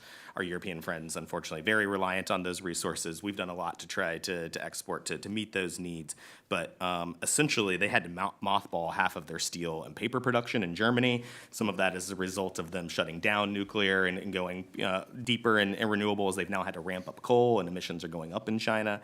And so we need to be focused on how we support our energy. So I want to finish before we move forward. We got to remember China's battery technology is because they import oil and gas. We don't have to import oil and gas in our country. We're energy independent if we develop it. China has to import oil and gas, so it puts them it's a national security issue for them because they know if they attack Taiwan, they might get embargoes of oil and gas. And so China isn't doing it for cleaning the environment. Matter of fact, they're putting the efforts into increasing the grid for their battery technology by using coal plants. A new coal plant, we talk about this all the time, every 2 weeks. They're securing lithium around the world. There's raw minerals around the world. So we just need to know that that's what's going on with what China's doing instead of trying to emulate their development. My time's expired, and I yield back. Thank you, gentlemen, for yielding back. Now recognize the ranking member of the full committee, Mr. Pallone, for his 5 minutes of questions. Thank you, Chairman. We know that the United States and other countries around the world are forced to rely on supply chains dominated by China for critical minerals and manufacturing, and that the United States needs to catch up in this sector to ensure our energy and economic security. And that's why Democrats passed the Bipartisan Infrastructure Bill and the IRA and the CHIPS and Science Act. These have already been mentioned by our witnesses. But I am concerned that the Republican majority is more interested in blocking some of these bills than in helping the U.S. finally become more competitive in the clean energy sector. And I'm interested in making sure that these investments that were made by these bills continue to provide real solutions that help us meet our climate goals and ensure that we outcompete the rest of the world in clean energy transition. So my questions are all for Dr. Hughes-Cromwick. Let me ask you about the impacts of these investments, that the bills that Democrats, enacted in the last Congress, and, how will the clean energy incentives in the Inflation Reduction Act, the Bipartisan Infrastructure Law, kickstart progress towards U.S. clean energy independence? Thank you for that question. As at the end of March 2023, according to the tracker that has been developed by the Department of Energy, there have been $100 billion of investments already announced for over 150 new and expanded minerals, materials processing, and manufacturing facilities. That is just one example of the kind of stimulus that has been spurred by the laws that you passed. We've also seen, and we have on our website, a map of the EV facilities that have been initiated as a result of these laws. We're seeing as well hundreds of announcements across these 10 clean energy technologies that we are tracking. Hundreds of announcements. Just yesterday, Ford Motor Company announced 5 lithium-ion lithium mining deals. Yesterday, ExxonMobil announced several hundred thousand acres in southern Arkansas for a lithium mine. We're seeing those types of announcements. We had a solar announcement, I think, early this morning, if I'm not mistaken, and they continue to come. And the reason they're coming is because this is a business opportunity for our American companies. This is not an investment that will not bear fruit. Obviously, these companies are making calculated risks. They have to assess whether or not this is going to generate ongoing and persistent benefits for American workers and for the economy. And as they make that assessment, they are making investments. That's a clear signal that these incentives are going to spur this restructuring. As I mentioned earlier, it takes a period of time for a supply chain to restructure, and I think the stability of these laws over a 10-year period will provide an important and significant platform for that restructuring and opportunity for our economy to take place. Well, thank you, and I know we're running out of time, but obviously I'm concerned that when Republicans passed H.R. 1 through the House several weeks ago, they were trying to eliminate provisions in the Inflation Reduction Act that enabled a comprehensive approach to fighting climate change and building a domestic clean energy capacity, and now they have the Default on America Act that would, cut back agency budgets and work on a lot of this. So, can you just maybe just say yes or no? Can you explain what progress towards clean energy independence we stand to lose if these emerging programs are undermined? I guess you can't yes or no that. 30 seconds. Yes. Yes, we will lose a significant opportunity, and my concern is that we will lose competitiveness because we have to retool and move to EVs. All right. Well, thanks a lot. Congressman, could I add? Sure. I think it's important that and there's bipartisan support for a lot of these programs. We do need to maximize and ensure that those investments are going into the American supply chain, and I think it's definitely a worthwhile conversation on a bipartisan basis for us to talk about how we best maximize both those policies to ensure that it's actually having the intended benefit. And so I hope we can come together on that, because I think it's an immense opportunity for the U.S. to go on offense. Well, I hope we can come together on a lot of things. Hope springs eternal, Mr. Chairman. Thank you. Thank you. And the gentleman yields back. Now recognize Mr. Duncan for his 5 minutes of questioning. Thank you. As Subcommittee Chairman on Energy, it's kind of disappointing that the DOE failed to show up today. The Inflation Reduction Act keeps being touted by those on the other side. The reality is, and most Americans know this, inflation has not been reduced despite all the federal money spent. These are U.S. tax dollars being spent. Republicans actually like renewable energy. We just believe that the free market should and has responded to those opportunities that keep being thrown out. But the reality is the administration's picking winners and losers within the energy sector. And Ms. Hughes-Cromwick, it's not a nudge. It was actually a shove by the federal government into one utopian direction that they have for this nation and the energy sector. Look, our energy matrix is complex, but it shouldn't be dominated by a single set of technologies, no matter how groovy those technologies may be. Sustainability is very critical, no doubt, but not at the expense of energy security and stability, which is what we think about. Energy is two factors. So you got transportation fuels, and that's fossil fuels and EVs, and you got baseload power generation. And as we think about our infrastructure, and we have to build out, if we go the EV route and continue that, we're going to have to build out an infrastructure, a utility power infrastructure in this country. But we're talking about supply chain issues today. How much money, Ms. Hughes-Cromwick, do you think that the IRA and the infrastructure bill put toward transformers, onshoring domestic supply chains for transformers, capacitors that make it all work? How much money do you think was put in for those critical components? Thank you for that question. There's no debate, I believe, that we do need additional How much money was put in from those into those critical components? I am not an expert in the power Most sector. of it, I'll yield back, I'll reclaim.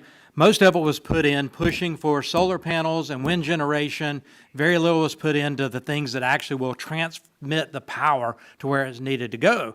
And now we're looking at transmission. You talk about permitting reform. I don't think you mentioned pipeline permitting reform, which is so necessary. Volkswagen came to South Carolina, and they just about didn't come to South Carolina because we don't have firm gas available for their production of electric vehicles and batteries in South Carolina beyond 5 years.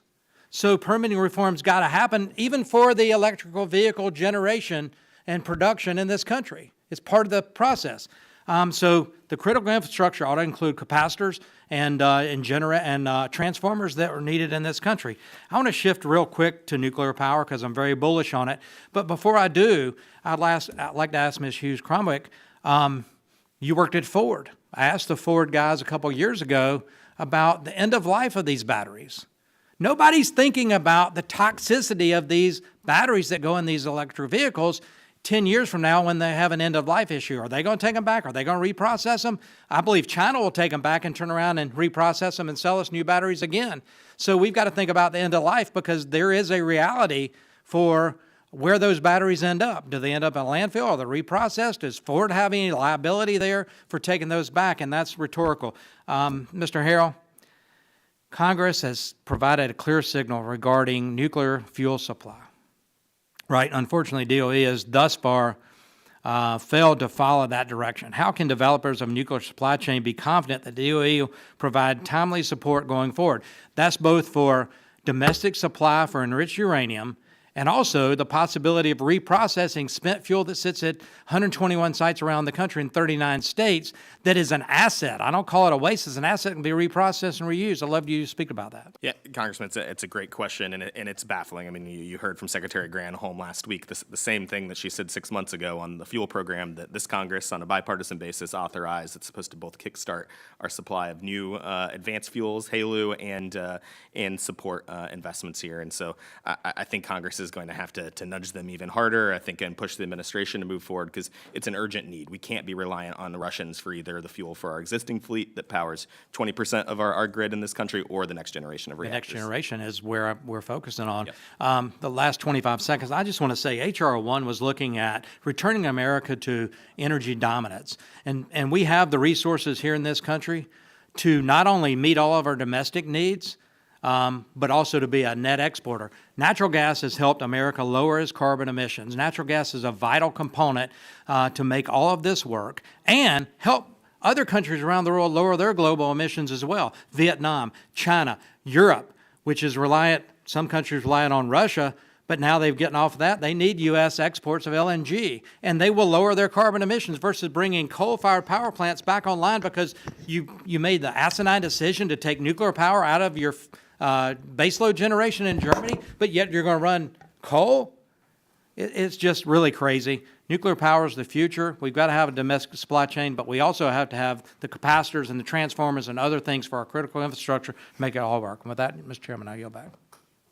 Gentleman yields back. Now recognize Ms. Schakowsky for her 5 minutes of questioning. Thank you, Mr. Chairman. I wanted to focus a bit on jobs. And I would say thanks to the passage of the bipartisan infrastructure bill, the CHIPS and Science bill, the Inflation Reduction Act, it's estimated that that would create nearly 500,000 new jobs by 2030. But already that the Inflation Reduction Act has created more than 142,000 clean energy jobs. It seems to me that I wanted to ask Dr. Hughes, let me get it right, Cromwick. Okay, I got the name right, I'm sorry. I wanted to ask you, how will the Department of Energy's work and how is that going to increase the number of jobs that are available right now? Thank you for that question, and it's such a key ingredient to understanding what the opportunity is for the U.S. economy. The Department of Energy incentives that were passed in your laws do provide a significant stimulus for investment, and those investments are leading to two types of jobs in the future. One is just the pure construction of these new facilities, which is absolutely critical, and those jobs are really now just starting to be added to many of these communities across the U.S. And then we also see ongoing employment at these facilities over time. So we do expect to see substantial growth In terms of the minerals and manufacturing facilities I mentioned earlier, already they're tracking 60,000 jobs as of today as a result of those investments. So the investment will generate the capacity to offer on those positions for workers. And furthermore, the type of jobs being created is very positive for our economy. We're seeing the potential for many jobs for non-college workers, as well as those with a college degree. And that's absolutely critical for our economy, to be creating jobs across a spectrum of different opportunities. So, but let me ask you this. What can or should the Congress do to make sure that these workers and potential workers are adequately trained and able to fulfill those jobs that seem to be either now available or in the future available? You've hit one of the key enablers for this growth in our economy and job creation. We absolutely need appropriate workforce development and training. Now, companies do actually undertake so much training for their workers, but we need to make sure that those resources are available for those who want to enter into these different clean energy industries. So workforce training, workforce development will be a key enabler. Okay. I really don't have any more questions. Thank you so much. I yield back. Thank the gentlelady for yielding back. Now recognize the gentlelady from Arizona, the vice chairman of the subcommittee, for her 5 minutes of questioning.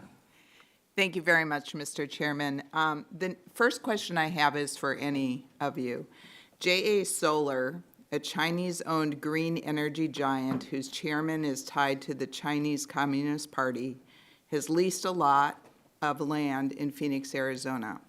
They plan to construct a $60 million solar panel factory that I have been told will be poised to benefit from huge green energy tax credits included in the Inflation Act. Jin Baofeng, chairman and CEO of the Beijing-based company, said that he had been a CCP member for 40 years. According to a February 24th, 23 Forbes article, Chinese companies in the green energy space are allowed federal tax incentives and other benefits to the tune of millions of dollars thanks to the Inflation Reduction Act passed by Congress and signed into law by President Biden last year. The article says, if you're making solar panels or EV car batteries, the government will help you. That includes China's companies. So my question to any one of you, does indeed the Inflation Act allow Chinese-owned companies like JA Solar to get tax credits and grants? Do any of you know? Yes, it certainly does. And part of the problem is there's no requirement of where those products are coming from. So they can use all their existing Chinese suppliers and then get paid by the federal government to provide economic growth to China. I'll add, not knowing the dynamics on JA Solar in particular, in many cases the investment tax credit is focused on where the project is going to be placed in operation, and there are ultimately long-term requirements on domestic content and things along those lines, and the Congress should aggressively ensure that the IRS is not awarding financial incentives if what that article is laying out in those particular situations. And so my question to Ms. Ross, do you think that the purpose of the Inflation Act was to benefit Chinese-owned companies? The purpose of the act was, as Congress intended it, to benefit American companies. And it's ending up benefiting Chinese companies and having us more dependent on China. And we're in the situation where we are subsidizing the production of these goods. We're subsidizing the investment, which what we could call supply-side investment. Then we're subsidizing people to buy the goods. We're giving people credits for investing in solar power and putting it in their houses. And it's the same way with these electric vehicles. We give them a $7,500 credit to buy an EV, and then we subsidize the companies for making the EVs. This is no way to have economic growth. no way to have economic growth. I mean, when Apple created the iPhone, there wasn't any subsidies, and people are going around buying iPhones. Only 6% of vehicle sales last year, new vehicle sales, were electric. There are very, very real reasons people don't want to buy electric vehicles, including in some cold climates, they just don't work. So we really need to be thinking about what's good for Americans. Thank you. I guess my point is, we were talking about Ford Motor Company partnering with this Chinese company, but it was an American-owned company, and that's why they're getting the credits. But from what I read, it appears that even if the company is Chinese-owned and operating in the United States, that they would also get the tax incentives. And so I would ask my Democratic colleagues to consider some reforms in this, because I don't think the intention of the acts that were passed last Congress were to benefit Chinese-owned companies. In fact, I thought it was the opposite, that we're trying to incentivize American companies to produce things. And so that is my concern. Mr. Harrell, in a hearing in March held by the subcommittee, I had an exchange with the Department of Energy Inspector General about the lack of oversight and proper auditing within some of DOE's grant programs. In fact, she said, the Inspector General said that a $56 million grant program, they determined that after the grants were given out, they had enough resources to give the grants out, but not enough resources or manpower to actually audit and make sure that they were being used properly. Are you concerned at all that the Department of Energy has enough manpower to audit now billions of dollars in grants that have been authorized?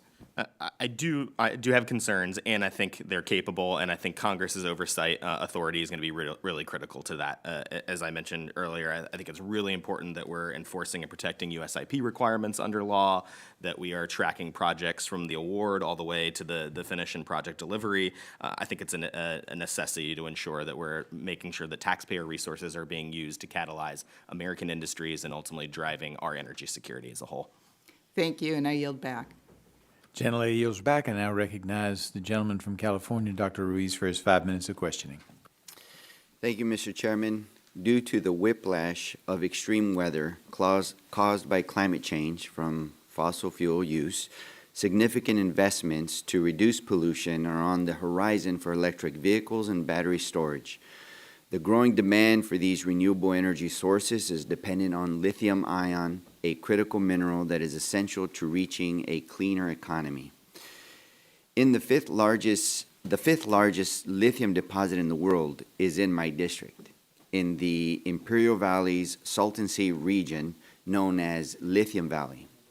The United States Geological Survey projects that Lithium Valley alone could produce 600,000 metric tons annually, which is 6 times the current global consumption rate.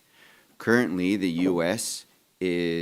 sources most of its lithium from mines in South America and refineries in China. The future of domestic lithium production and battery manufacturing for the United States will be in Lithium Valley, and this will shape the future of transportation and our electric grid. However, we must ensure we do it responsibly for the environment and for the people.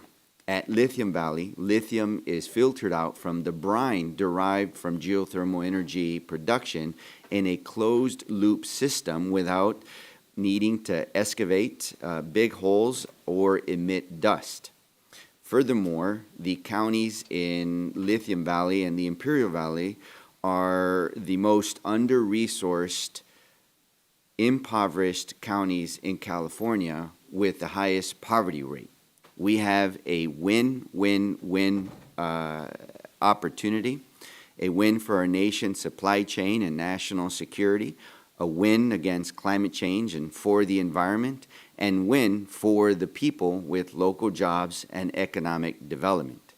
Dr. Hughes-Cromwick, what will it take for the U.S. to become a leader in lithium production and processing? Thank you for that question. Indeed, what we're seeing is a stimulus associated with the laws that you have passed that will allow for significant incentive to invest in these lithium deposits. As I mentioned earlier, ExxonMobil made an announcement with regard to lithium mining in Arkansas just in the last day. And we are also seeing Ford Motor Company announce 5 lithium mine deals just yesterday. One of those are in this Lithium Valley. And so those investments will begin to yield as we undertake growth in both the mining and also refining, as you pointed out. Yeah. Too frequently, communities of color and low-income families shoulder the burden of pollution and environmental hazards. Moving to cleaner energy sources with lower emissions is a step in the right direction. However, we need to make sure that our investments are not inflicting new harms on these underrepresented communities. Dr. Hughes-Cromwick, as we work to stand up these new industries nationwide, what steps can companies take to minimize the environmental and health effects of their industries? Many of these companies have been undertaking significant sustainability efforts over several years. Both environmental and labor standards are absolutely critical for our very prized global companies that we have and that have excelled in terms of these measures. So it is absolutely critical that we focus in on ensuring that any disadvantaged community has an ability to well, you know, the concern is, of course, in the traditional mining, there's a lot of big holes and a lot of dust emitting that can harm the environment. And when they're done near these communities, it's a big problem. That's why these closed-loop filtration process that doesn't emit dust, it doesn't dig holes to filter out the lithium is the cleaner and probably one of the cleanest ways of extracting lithium that we need. But batteries and disposal of batteries is another issue because a lot of these dump sites are near frontline environmental and justice communities. So how can Congress help to ensure that these investments are made equitably and deliver for environmental justice communities that have been harmed by heavy pollution? Mm-hmm. And indeed, what we are seeing is a response, a very positive response to ensure that we uphold both the environmental and labor standards. I wasn't able to answer the question raised earlier, but we do have significant investments from LPO, the Loan Programs Office, for recycling, for battery recycling. And one of our hallmark national laboratories, the Argonne National Lab, is working diligently on efficient ways to recycle batteries. It's absolutely critical that we continue that innovation and we're able to yield. Well, I would love to follow up with you, if you don't mind, in my office to have more of an understanding of these efforts because we're going to need to do something about these batteries. Gentleman yields back. Thank the gentleman, and now recognize Mr. Palmer of Alabama for his 5 minutes. Thank you, Question. Mr. Chairman. Mr. Stein, in listening to your testimony, I want to reiterate some of the things that you said in response to this discussion about lithium.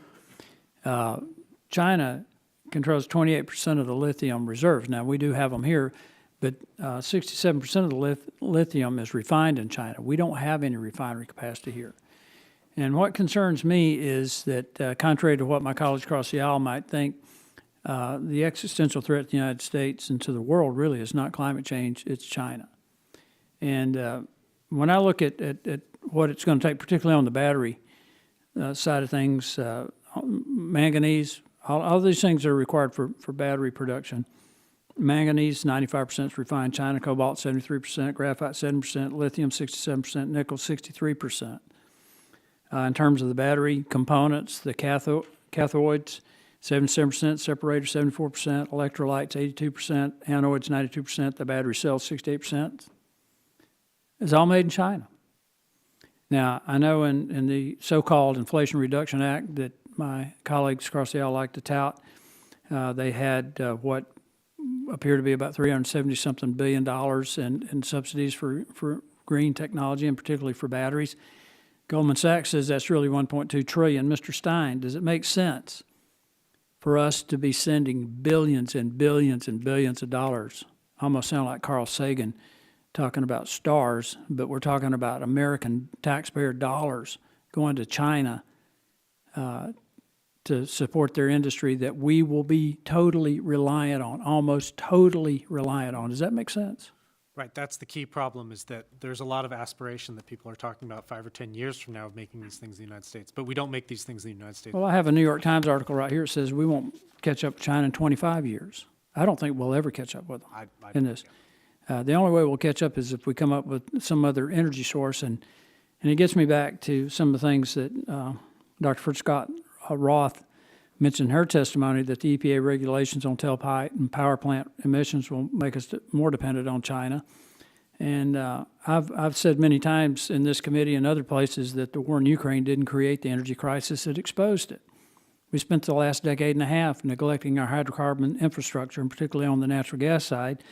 And if we haven't learned anything else from this war, it should be this one fundamental thing, that no nation should be reliant on an adversarial nation for something that's critical to its economy and its national security as energy.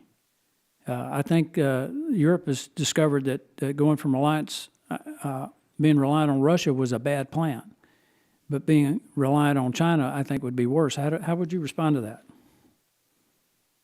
Yes, I would say that it's worse relying on China, and plus our natural gas has made our air much more clean. With the 6 criteria pollutants tracked by EPA over the past 15 years, these have all gone down. So using our own resources has made us cleaner. Plus, taking U.S. energy-intensive manufacturing and moving it over to China does not reduce global emissions. They are making these solar panels, these wind turbines with coal-fired power plants, where we could be powering our energy with clean natural gas. Well, and the components that we need for solar panels and for turbines, we'll be relying on China for that, and possibly, particularly the blades on the turbines, because China produces so much of the resins and the plastics that are required for that. Congressman, could I add to your question there? You know, the permitting regime in this country is what's really holding our ability back to when I'm not ready to concede the race to China, particularly in new technologies. And the single largest thing that is restricting private sector investment in new industries. Well, thank you. Is Thank you for bringing that up, because that's part of the negotiation on the debt limit that at least we're trying to negotiate. The other side's not. But that is absolutely a key point. Thank you for bringing that up.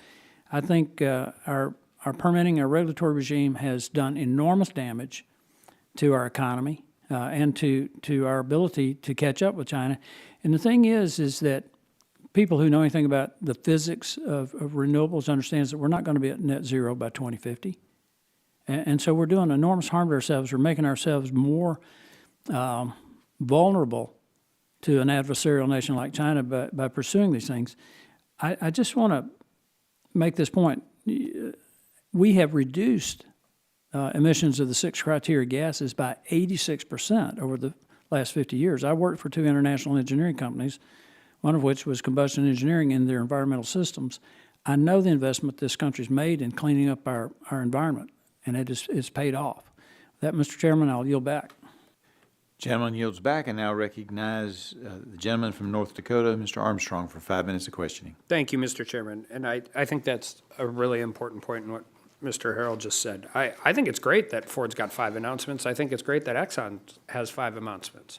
But the new EPA rule says we're going to have 2/3 of new electric cars being sold in the United States by 2032.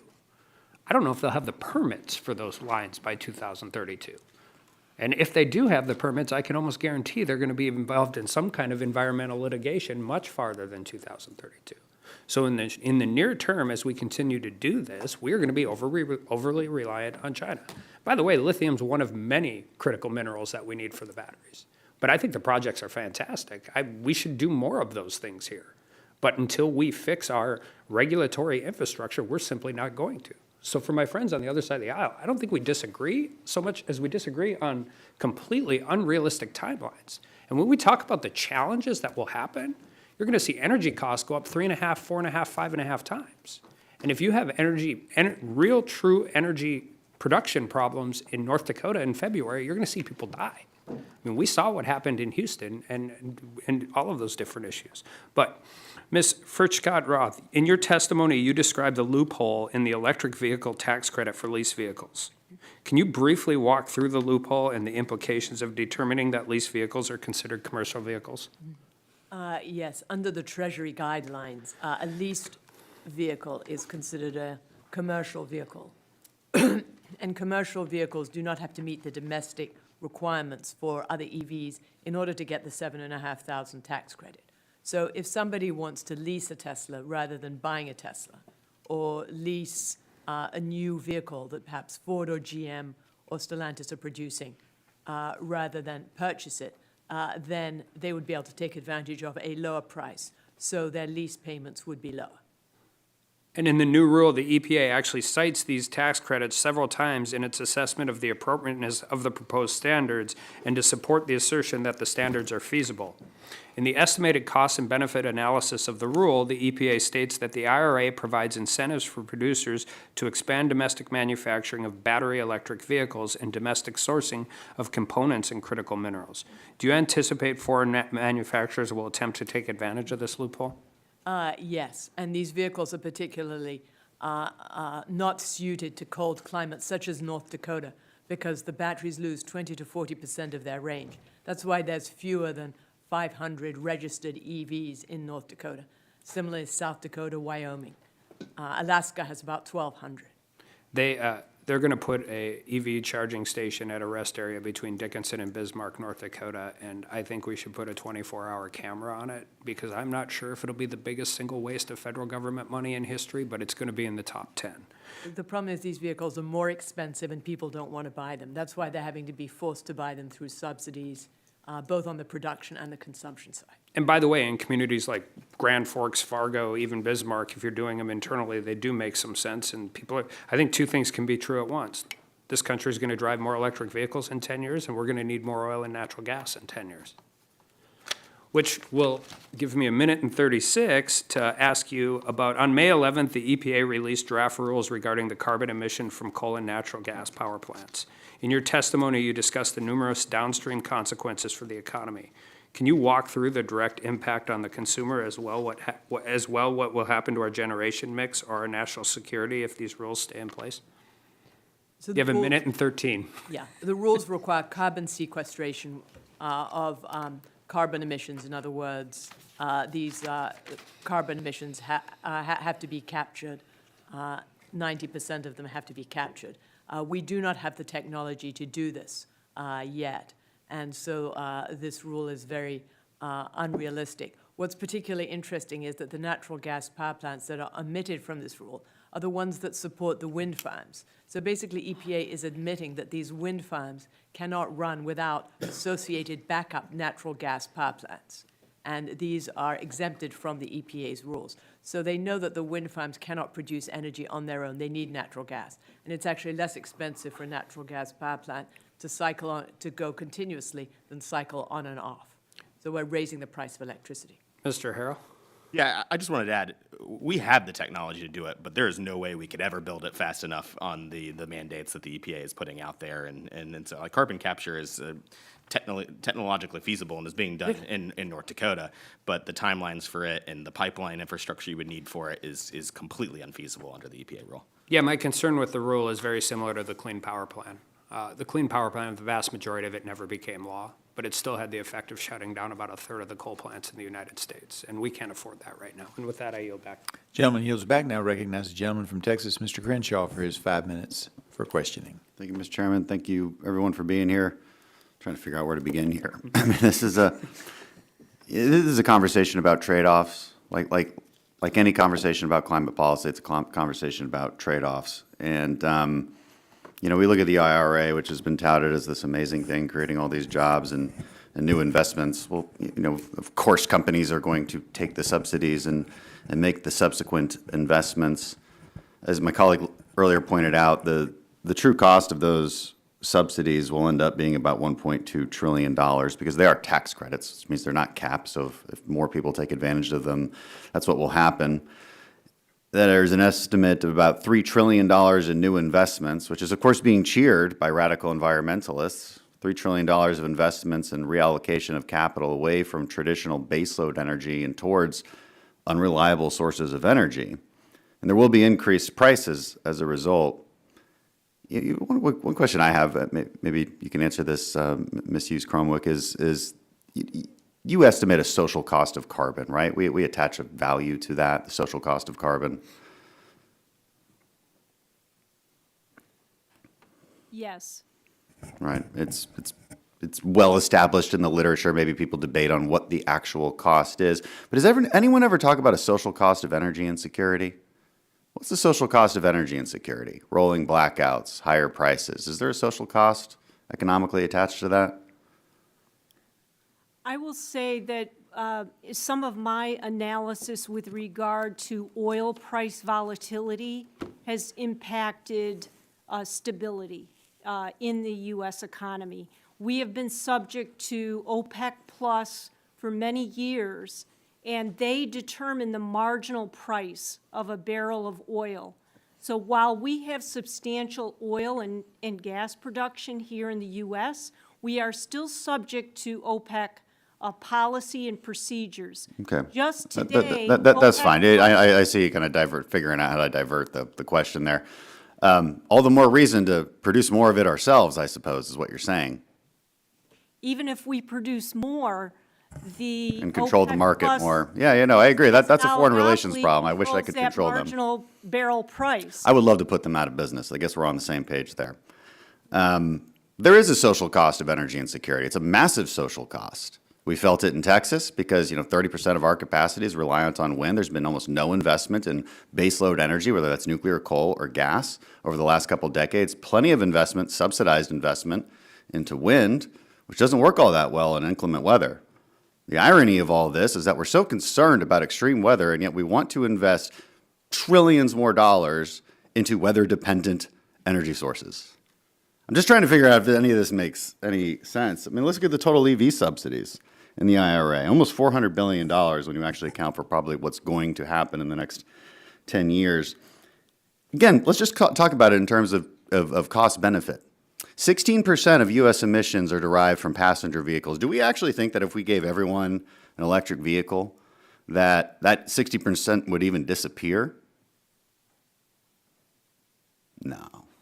You're going to say yes? Are you asking me? Yeah, I kind of want to see what you'll say. Sure. Yeah, we have other segments of transportation, and when we total up all transportation sectors, including medium and heavy-duty vehicles, it accounts for about a third of total emissions, and therefore... Right. I said passenger vehicles in particular. I didn't ask you that question at all. So, because we're talking about subsidizing rich people so they can buy a Tesla. That's what we're talking about. And so 16% of passenger vehicles, 16% of emissions come from passenger vehicles. It's not even accurate to say that if we switch those out right now, that we would actually decrease emissions by 16% because they have to charge somewhere. They have to charge at a charging station that is powered by coal or gas, most likely. That ain't changing anytime soon because, physics is physics. And so we just have to question what the heck we're doing. And so even if we got rid of that 16%, what would it do to our climate in 100 years? Well, I can tell you, if the entirety of the OECD countries, all developed countries, stopped emitting tomorrow, we all went back into the Stone Age, you know how much we would reduce the temperature by the year 2100? 0.4 degrees Celsius. So what do we think this hundreds of billions of dollars of investment, what do we think it's going to do for our climate? This is just a cost-benefit question. And the answer is almost nothing.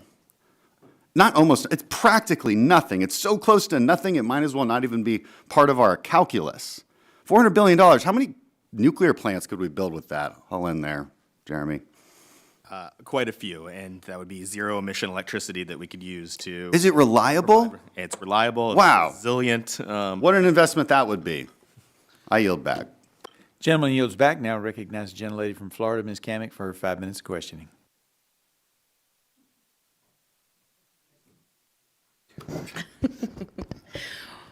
Well, Jeremy, since we're kind of on this track, do you want to finish that train of thought that Representative Crenshaw teed up for you? Yeah, I was going to say, we should be investing in new nuclear technologies. It contributes to our energy security, it's reliable, it's resilient, and it's zero emissions. It's a win-win across the triangle of things that we need to accomplish in our energy sector: energy security, affordability, reliability. What would you say to the people who have a narrative in their mind that is a 50-year-old narrative that nuclear is not safe?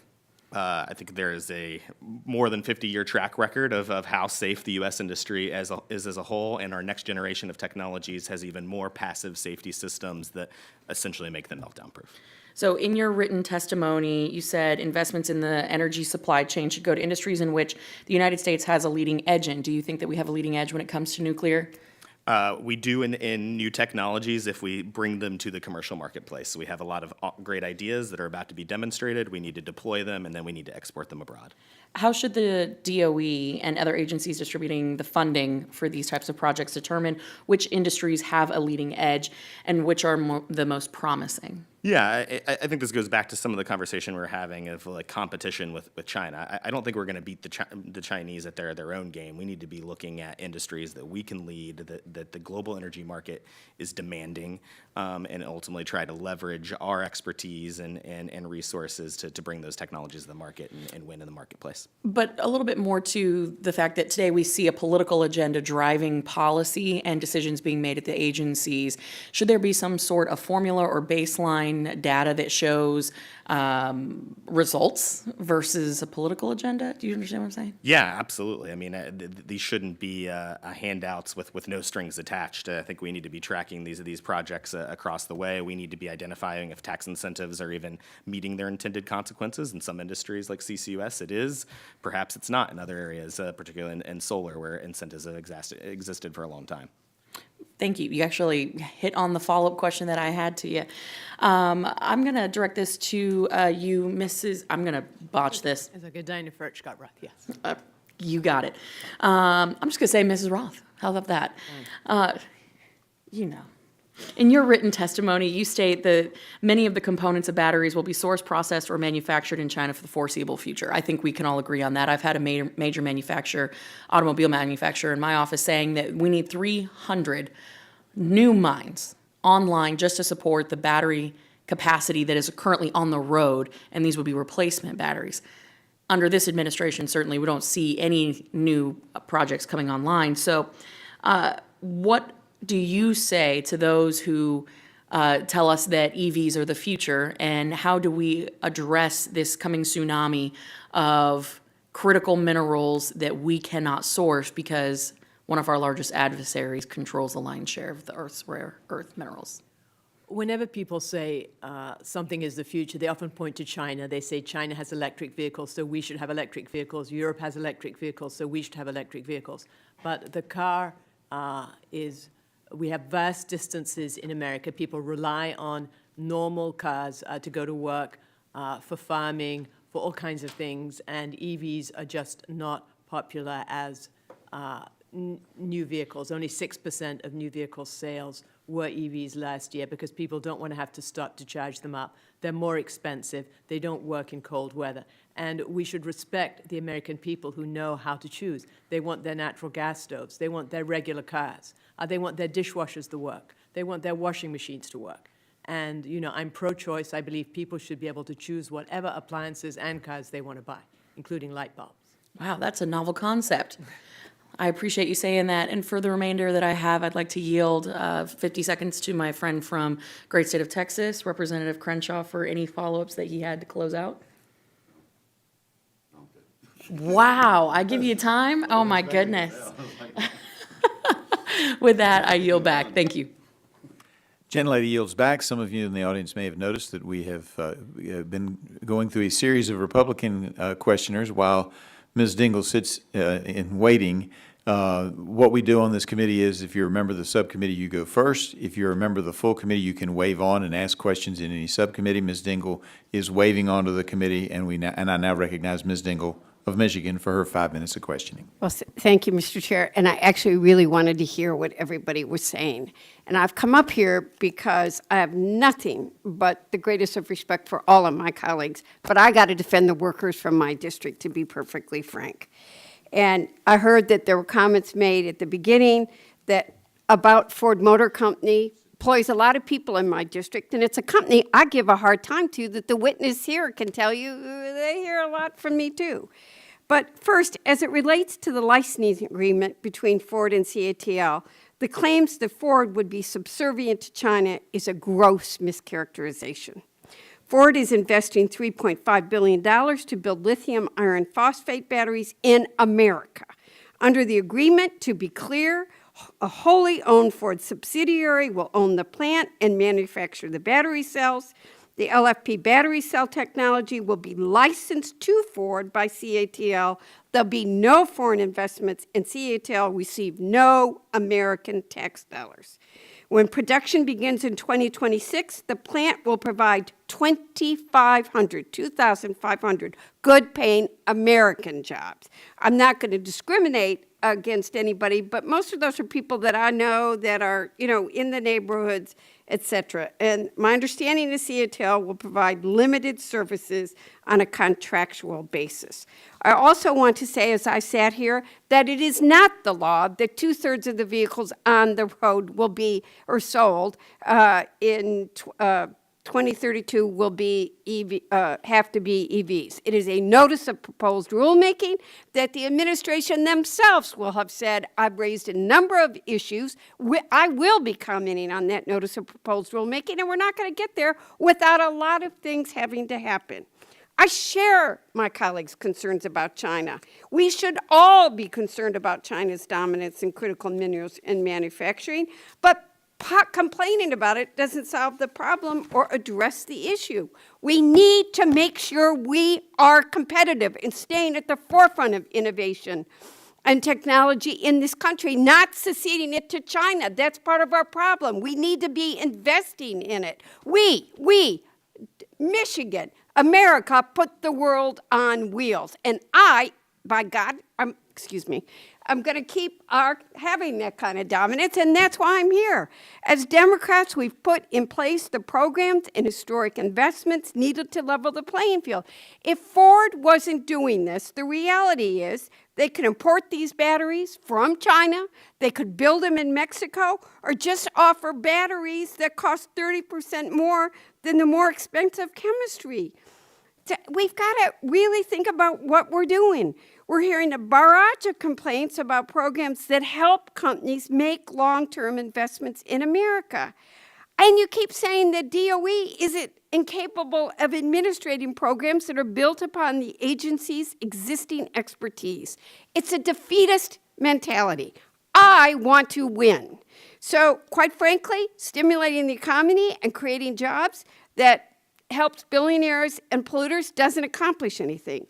The investments Democrats have made through the Inflation Reduction Act, CHIPS, and the Science Act, we got to bring our chip production back here. None of you can agree we should be so dependent on other countries' chips and see our plants closed and our workers not working as we don't have the chips. We've got to invest in America's future and America workers, period. And these laws pay for themselves. They take bold action to respond to climate change, and they level the playing field with China. These investments with helpful strengthen our domestic supply chain here in America for critical minerals and build the batteries and clean vehicles. By the way, I support hydrogen. Every time I say anything, it's not all EVs. We should be looking at hydrogen. But now that I've gone on a rant, I want to bring some clarity to this discussion in the minute I have. Dr. Hughes-Cromwick, can the United States catch up in critical minerals manufacturing or any part of the energy supply chain without deliberate investments? I believe that based on our analysis of U.S. competitiveness across 10 clean energy technologies, including the supply chain segments for each of these, that we have significant opportunity to excel in that area. That doesn't really answer my question. Do we need to invest here? If we want to compete with China, do we, and Chinese government invest, do we need to be investing in these technologies here to keep us at the forefront? Yes or no? Yeah, Thank my you. testimony Simple yes. goes. Simple yes. Absolutely. And what do we risk if we fail to support DOE in standing up these key programs, investing in America innovation and manufacturing? Yes. What do we risk? And now I'm out of time. But thank you, Mr. Chairman, for letting me defend my constituents. Absolutely. I appreciate it. I ask unanimous consent to insert in the record the documents included on the staff hearing documents list. Without objection, that will be the order. Seeing that there are no further members wishing to ask questions, I would like to thank our witnesses again for being here today. In pursuant to committee rules, I remind members that they have 10 business days to submit additional questions for the record, and I would ask the witnesses to submit their responses to those questions within 10 business days upon receipt of the questions. Without objection, subcommittee is adjourned. Thanks so much.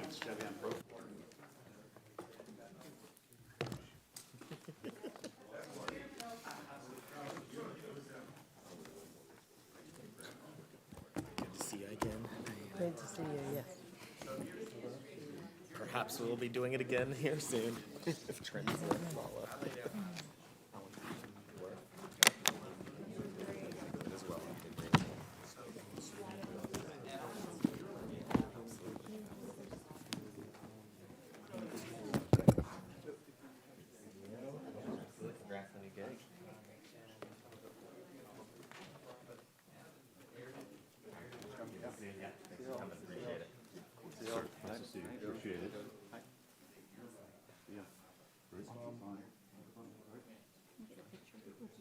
Yeah, sure, sure.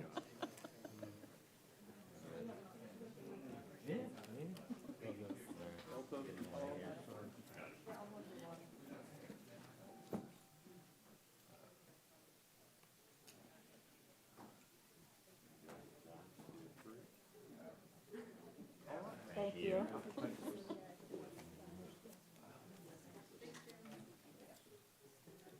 Absolutely. Thank you. Yeah, absolutely, absolutely. It was great.